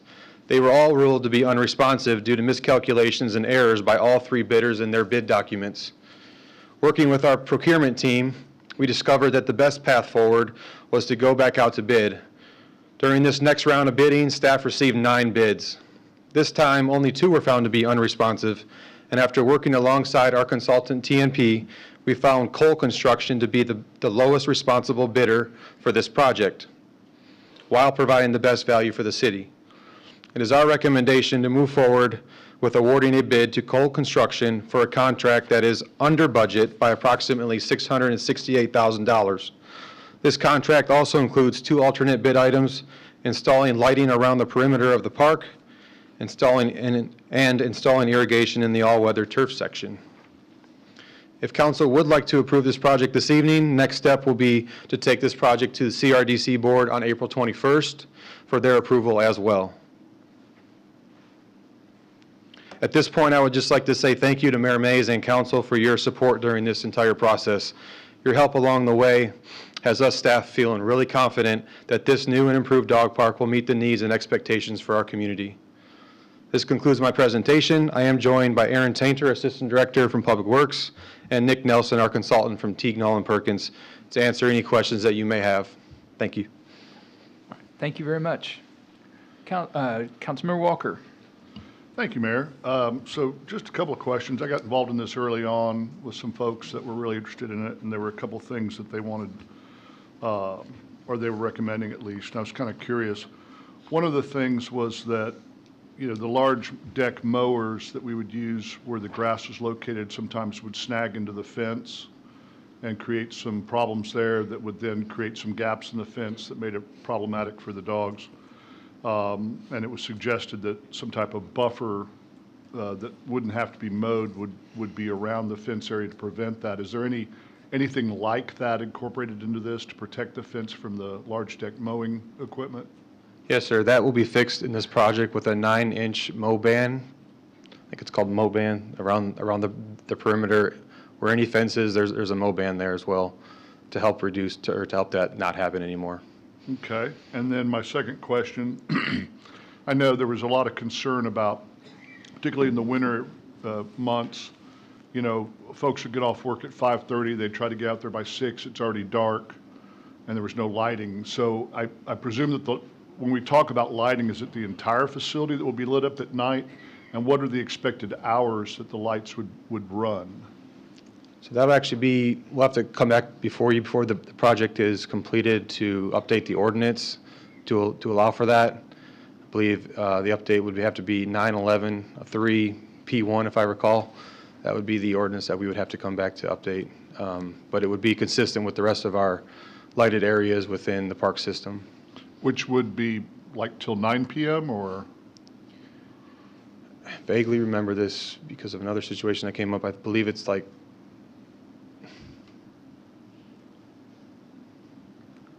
okay, so this ordinance is why we need to come back here, because it's a little confusing based on how you see it in the ordinance, how it's listed. But I want to say 5 a.m. to 10 p.m. is for the lighted areas, and if it's not lit, then it's 30 minutes after sunset, 30 minutes before sunrise in the park. So there's two different kind of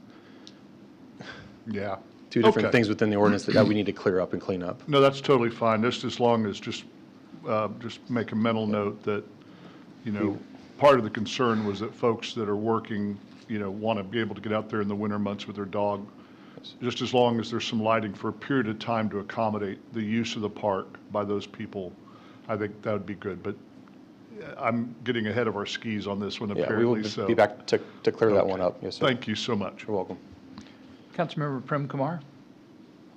Thank you, Mayor.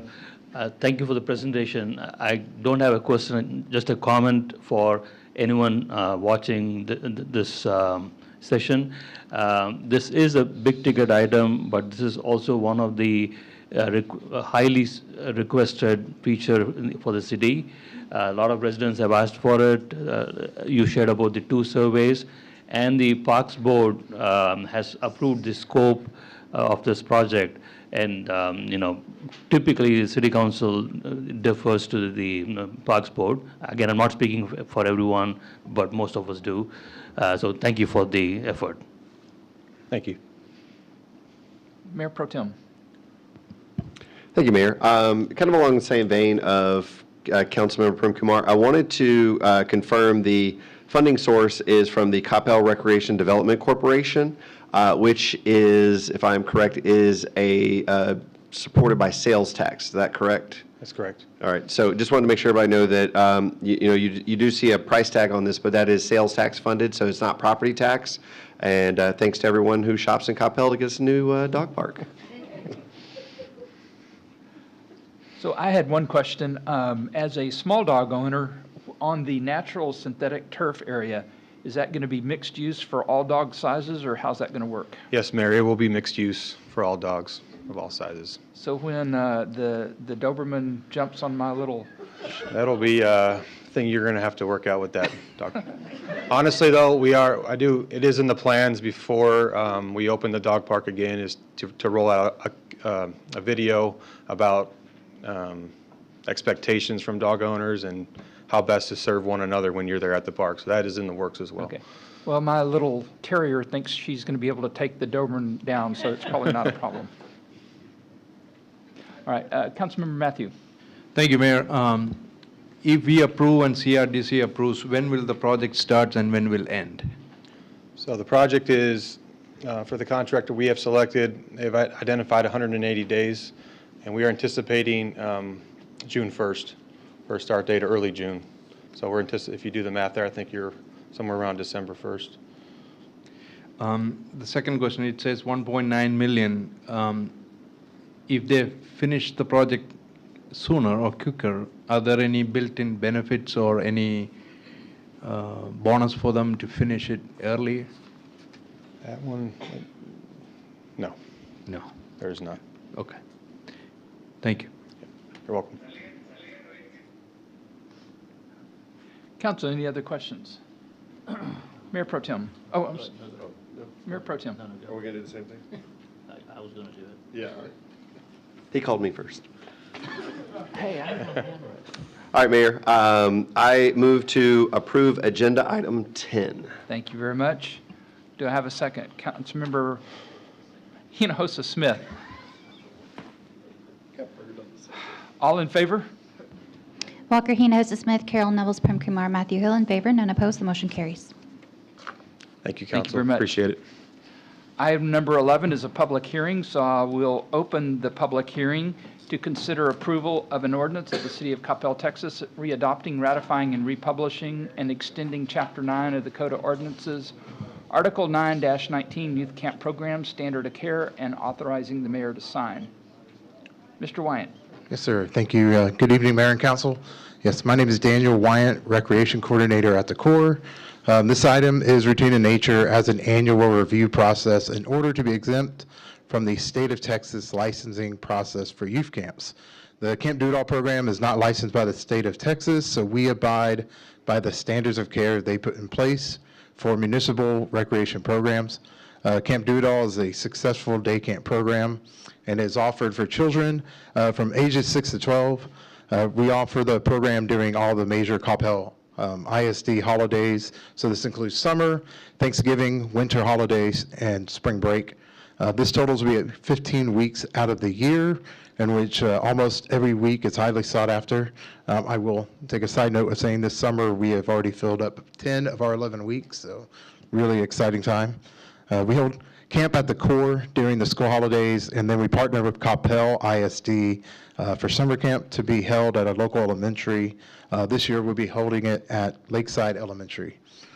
Each year we serve around 1,600 children combined throughout these breaks, and we have positive feedback through our community about the program and what it offers. No changes have been made to the standards, so tonight we're recommending approval for the youth program standards of care for 2025 and asking you to approve the ordinance. So thank you. Thank you very much. Council, any questions for Daniel? We had nobody signed up to speak at the public hearing, so with no further comments or questions, I am open for a motion. Mayor Pro Tem Nevels. Thank you, Mayor. I move to close the public hearing and approve agenda item 11. Wow. I had 3 simultaneous seconds here, so I'm going to go with the one closest to me, which is Councilmember Prem Kumar. Any discussion? Seeing none, all in favor? Walker, Hinojosa Smith, Carol Nevels, Prem Kumar, Matthew Hill in favor, none opposed, the motion carries. Thank you very much.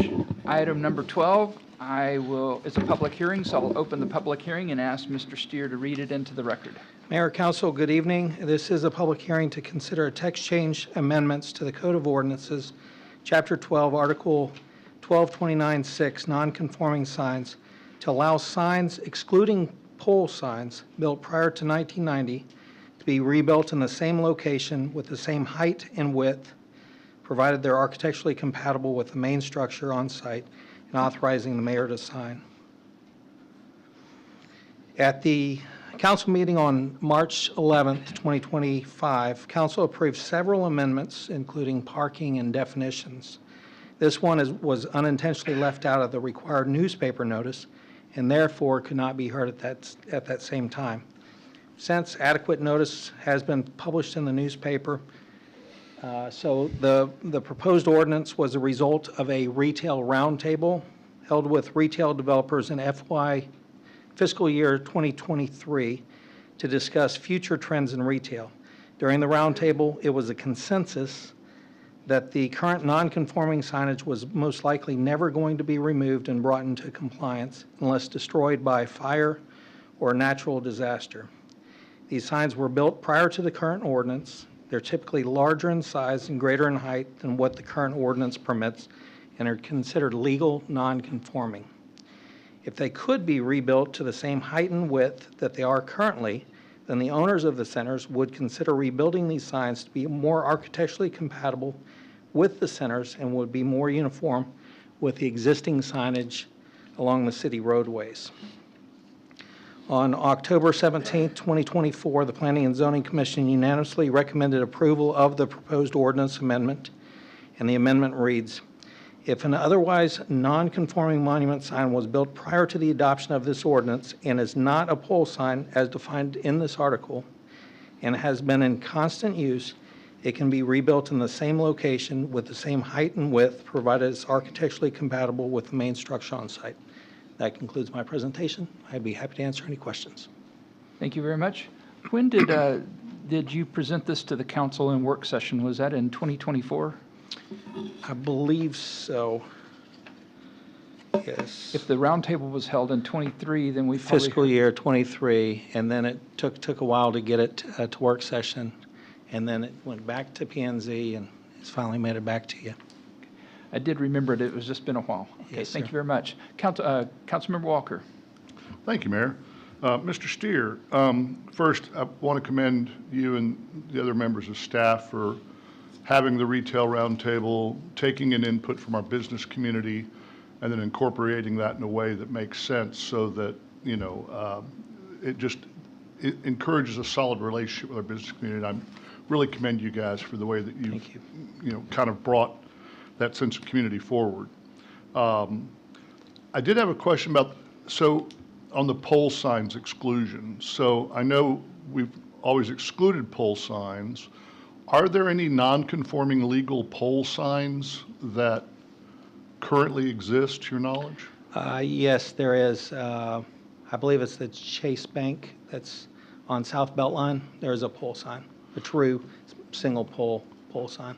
So are we simply saying that if that one was to meet its demise by virtue of a natural disaster or fire, as you'd illustrated as potential risks, that it would not be allowed to be rebuilt? That's correct. That's Okay. correct. And it would not be allowed to be rebuilt as one of these proposed. So it's just going to continue as it is until such time as it's removed or destroyed by natural disaster or whatever? Yes, sir. Okay, thank you. Councilmember Prem Kumar. Thank you, Mayor. Thanks for the presentation, Mr. Steer. I understand that the scope of the problem is that there are about 5 to 10 such signs in Coppell. I am struggling with this request because what will happen is we'll have these 5, 10 signs that will constantly be legally non-conforming. My thoughts are, and I'll leave it to the council to consider, that we provide some kind of incentive, the city provides some kind of incentive to these businesses to make it conforming. And I think that way we'll have a much cleaner, uniform look that our city is so proud to have. So that would be my 2 cents. Thank you.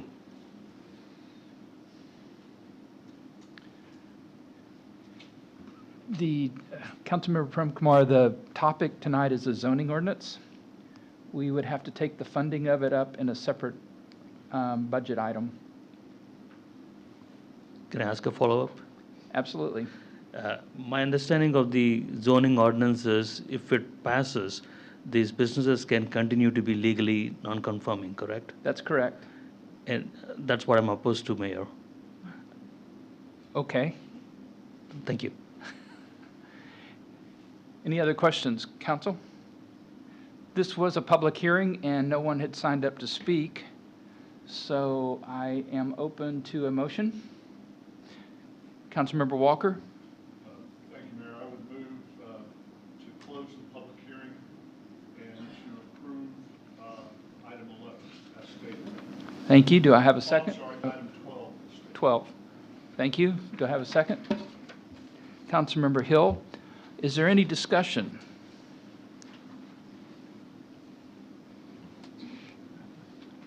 Councilmember Prem Kumar. Thank you, Mayor. I'd like to restate that the council consider not approving this ordinance request and actually go back and request the staff to work with those businesses to see if there is an opportunity for them to change if we either partially or fully fund the signs to be conforming to the city standards. Thank you, Mayor. Thank you. Any other discussion? Councilmember Walker? So just to address what Councilmember Prem Kumar is saying, I think the issue there is that because these are legal, non-conforming signs, the businesses have no obligation to do anything with respect to them, but there was the perceived risk that if something was to, happen to them, they deteriorate somewhat or where they're unsightly, then there was a disincentive for them to repair them for fear that then somehow if they changed enough of it, now suddenly they would have to get rid of that sign. So, and most of these are legal non-compliant because they're larger than what we would allow with respect to your typical monument sign. So I think it's my understanding, the reason that I support this is just because, taking into account the sensitivity you've raised, which is certainly, a legitimate concern, but I don't think there's anything we can do to make these compliant. So I think what we're trying to accomplish, as I understand it, is to at least allow these landowners to, rebuild, repair, refurbish the signs, understanding that they don't lose the risk of losing the sign and having to make it compliant, which is what I think that they want to avoid. So that we get a little bit more aesthetically pleasing presentation. They have an opportunity to refurbish it and maintain it in a way that doesn't put them at risk of losing what they see as a value to their business, and the community benefits from a more aesthetically pleasing signage. So that's my understanding of the issue. Thank you. Any more discussion? Mayor Pro Tem Nevels?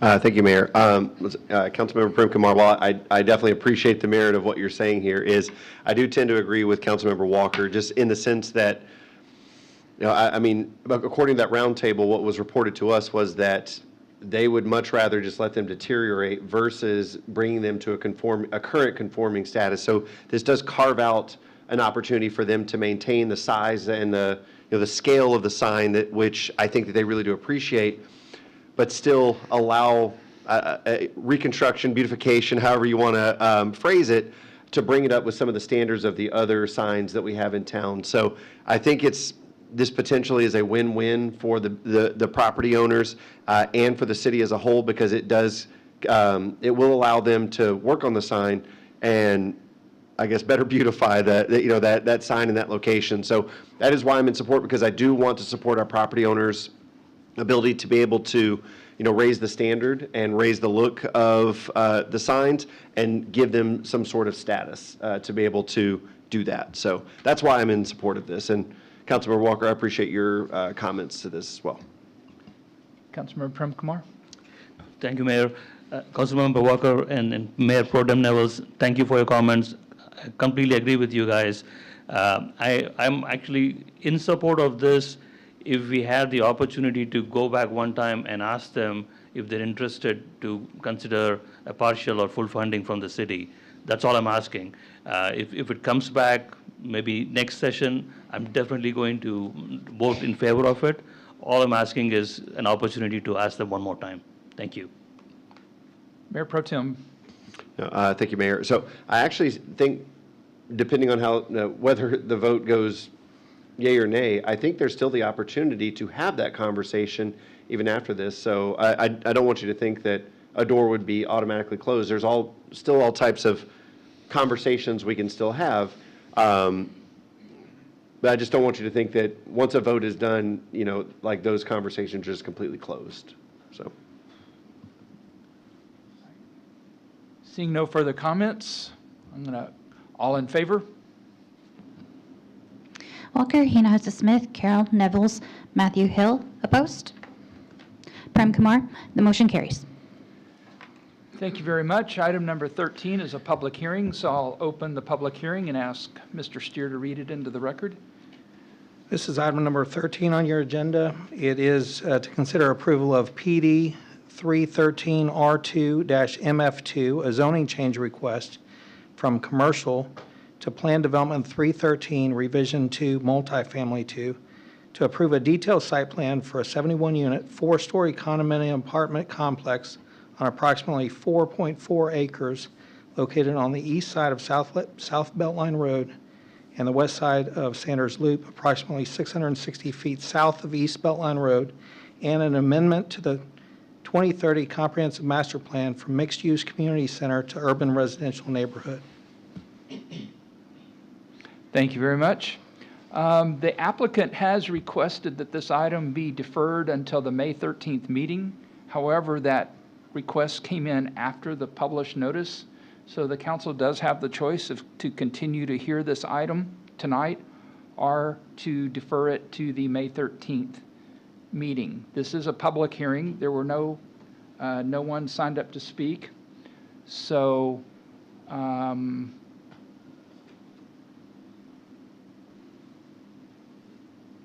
the choice is up to the council. Mayor Pro Tem. Mayor, just a confirmation, if you will. So this was the same project that was submitted, was that at the end of 2024? Is that correct?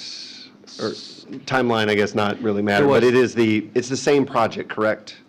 Yes, it is. And it's my understanding that there have been no notable changes or no changes at all to the project, is that correct? Correct. All right, so, and then if it's my understanding, since this project was brought before the council before and there have been no changes, the council voted this project down, was that by unanimous vote? I believe it was. Okay. And I shouldn't say I believe, yes, it was. Okay, all right. I'm just making sure that I recall everything correctly. So I'm happy to do whatever the council wants to do, but I'm just, if this has already come before the council, do we need to revisit this again or table this topic? I'm just asking the question out loud. Councilmember Walker? Thank you, Mayor. I mean, I think the concern that I have about deferring is there's nothing to be accomplished by the deferral. The Planning and Zoning has again declined this. It's the same submission that council has already rejected once on a unanimous vote. The P&Z, the staff during their report before the P&Z, this most recent occasion, noted that it was the same one that council had declined. And it was still put forward to a vote on P&Z, which declined it again. It would take a supermajority of this council to overturn P&Z, given their declination of the application. There's nothing about the submission that could change between now and our next meeting without having to go back through P&Z first. So I think as a result, the deferral does nothing. There's nothing that can be accomplished by the additional time. There's nothing that can be modified with respect to the submission during the interim period.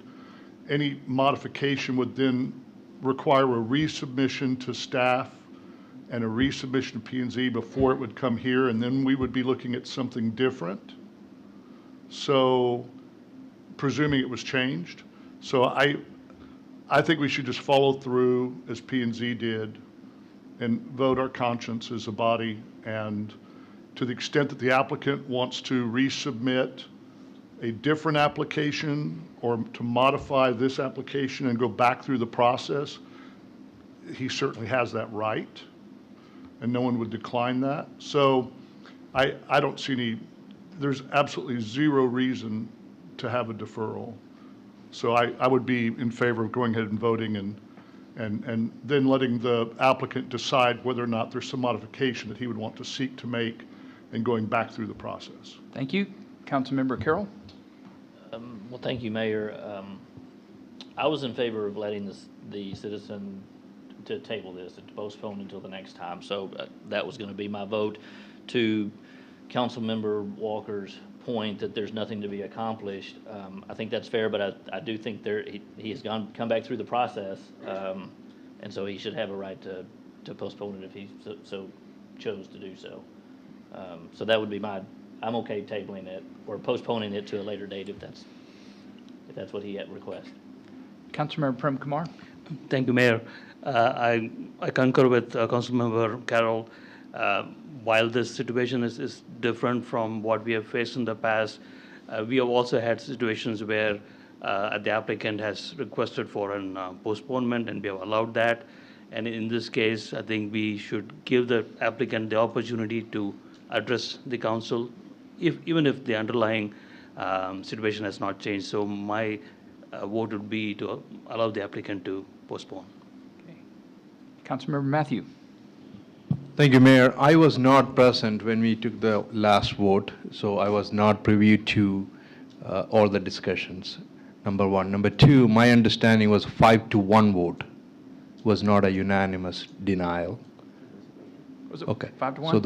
So that's 2 Thank you. points. So I stand corrected, it was 5-1. okay, so with that 2 points, I would like to extend the hearing to May 13th as applicant requested. Thank you. All right. Any other comments? Mayor Pro Tem. Question for you, Mr. Steer. Did the applicant indicate why they wanted to delay the hearing? Yes, sir. It was for their for their attorney to be present at the meeting. For their attorney to be present at the meeting? Correct. Okay. Councilmember Hill. I just want to say I'm in agreement with Councilmember Walker. He was very succinctly spoke on the issue, and I'm fully with him. All right, so I'm going to ask for a motion to continue the meeting, to continue the public hearing and the meeting to May 13th. And then the council can vote to approve or deny that. Mayor, the applicant's here. I think you got to hear from him, please. Oh, okay.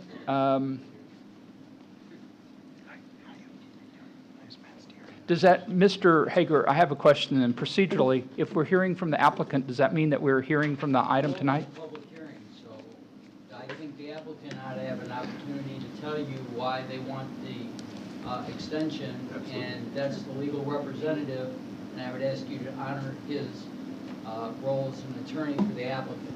Absolutely. Okay. Thank you, Mr. Mayor, council members. Thank you, Mr. Hager. I'm Jonathan Vinson, 2323 Ross Avenue, and I'm not here tonight to address the substance of the hearing. We are asking that you continue this to May 13th and leave the public hearing open. And I think the discussion would benefit from that because my partner, Bill Dahlstrom, was going to represent this case tonight. He's otherwise engaged, so he asked me to be here instead just to basically to handle this hopeful postponement with leaving the public hearing open. Also, our consulting team, we have an architect engaged, some other discussion that we'd like to present on a more substantive level. So, I understand what everybody's saying, but I think this case would benefit, in all fairness, from holding it to May 13th with the public hearing left open. And obviously, at that time, you have the prerogative to decide it as you see fit. But we think it'd be best and fairest for everyone to do that. Okay, anybody have any questions? Okay, thank you, sir. Appreciate it. I'll make a motion. Councilmember Carroll. Thank you, Mayor. I move to leave the public hearing open and to postpone the discussion until May 13th. Thank you. There's a motion to continue the public hearing to May 13th. Do I have a second? Councilmember Prem Kumar, second. All in favor? All in favor? Hinojosa Smith, Carroll, Prem Kumar, Matthew. Opposed? Walker, Nevels, Hill. The motion carries. Thank you very much. Item number 14 is the city manager reports with project updates, future agendas, and direction from work session. Thank you, Mayor and Council. This evening, got several points to go over. This coming Thursday evening at, that's April the 10th, we are going to be holding our budget town hall at the Cosby Library and Community Commons. The format will be completely different, so we are trying to make sure that we have as many folks as possible to show up to be engaged with the process. We will have staff members there to answer questions related to the budget in 2040 and the various projects that are going forward. So we look forward. It starts at 6 p.m. Again, that's this Thursday night at the Cosby Library and Community Commons. The Magnolia Park Trail, the work continues on that. The lower gabion basket is complete and the next layer is going in. Fire Station 5, landscape and hardscape will start this week, and the construction trailer is going to be pulled off this week as well. So that's a significant step. The service center, underground plumbing and storm drains have been started. That's not really exciting, but you know what? It's really important that that gets done first. DART continues to work on the punch list items at the railroad crossings. TxDOT, as far as the project at Beltline, the Texas U-turn over 635. Last week, the contractor was able to finish their full closure, which means that from here out, the only thing that will be happening will be some lane closures of individual lanes, but there will be no more full closures of the Beltline Bridge, so that's significant. And then, again, this Friday at 10 a.m. behind the town center here, we have the groundbreaking ceremony for the Veterans Plaza. Looks like the weather's going to be great, so really looking forward to seeing everybody out there. Again, that's taking place out here on the back area of the town center complex. Mayor, that concludes my report. Thank you very much. Item number 15 is Mayor and Council reports on recent and upcoming events. And we already mentioned it, but Neighbors Helping Neighbors is this Saturday, April 12th. The kickoff is at Town Center from 8 to 9 a.m. Breakfast will be provided with work crews leaving somewhere around 9 a.m. We appreciate all of our volunteers that give back to our neighbors, and we're looking forward to another successful event. And we've got these really cool shirts. So anyway, look forward to seeing everybody out there on Saturday. And yes, Mr. Land. Mayor, we talked about direction from the work session. I just wanted to go ahead and report for those that weren't able to attend in the work session. The City Council did give us direction to move forward with a community-centric ROMC as far as Rolling Oaks is concerned. They asked us to move forward with the expansion, adding the roughly 1,900 spaces. They asked us to move forward with the pricing schedule that, based on the direction for a standard plot, would be more towards the higher end of the market, along with having a specific resident rate. And they asked us to move forward with setting up, I heard someone call it batch, I'm not sure I'd call it that, but that a family, an individual or a family that is a resident of Coppell or family related to someone in Coppell would be limited to 6 spaces. So we are moving forward with that. So hopefully that answers some of that question that was raised a little bit earlier this evening for those that weren't able to attend.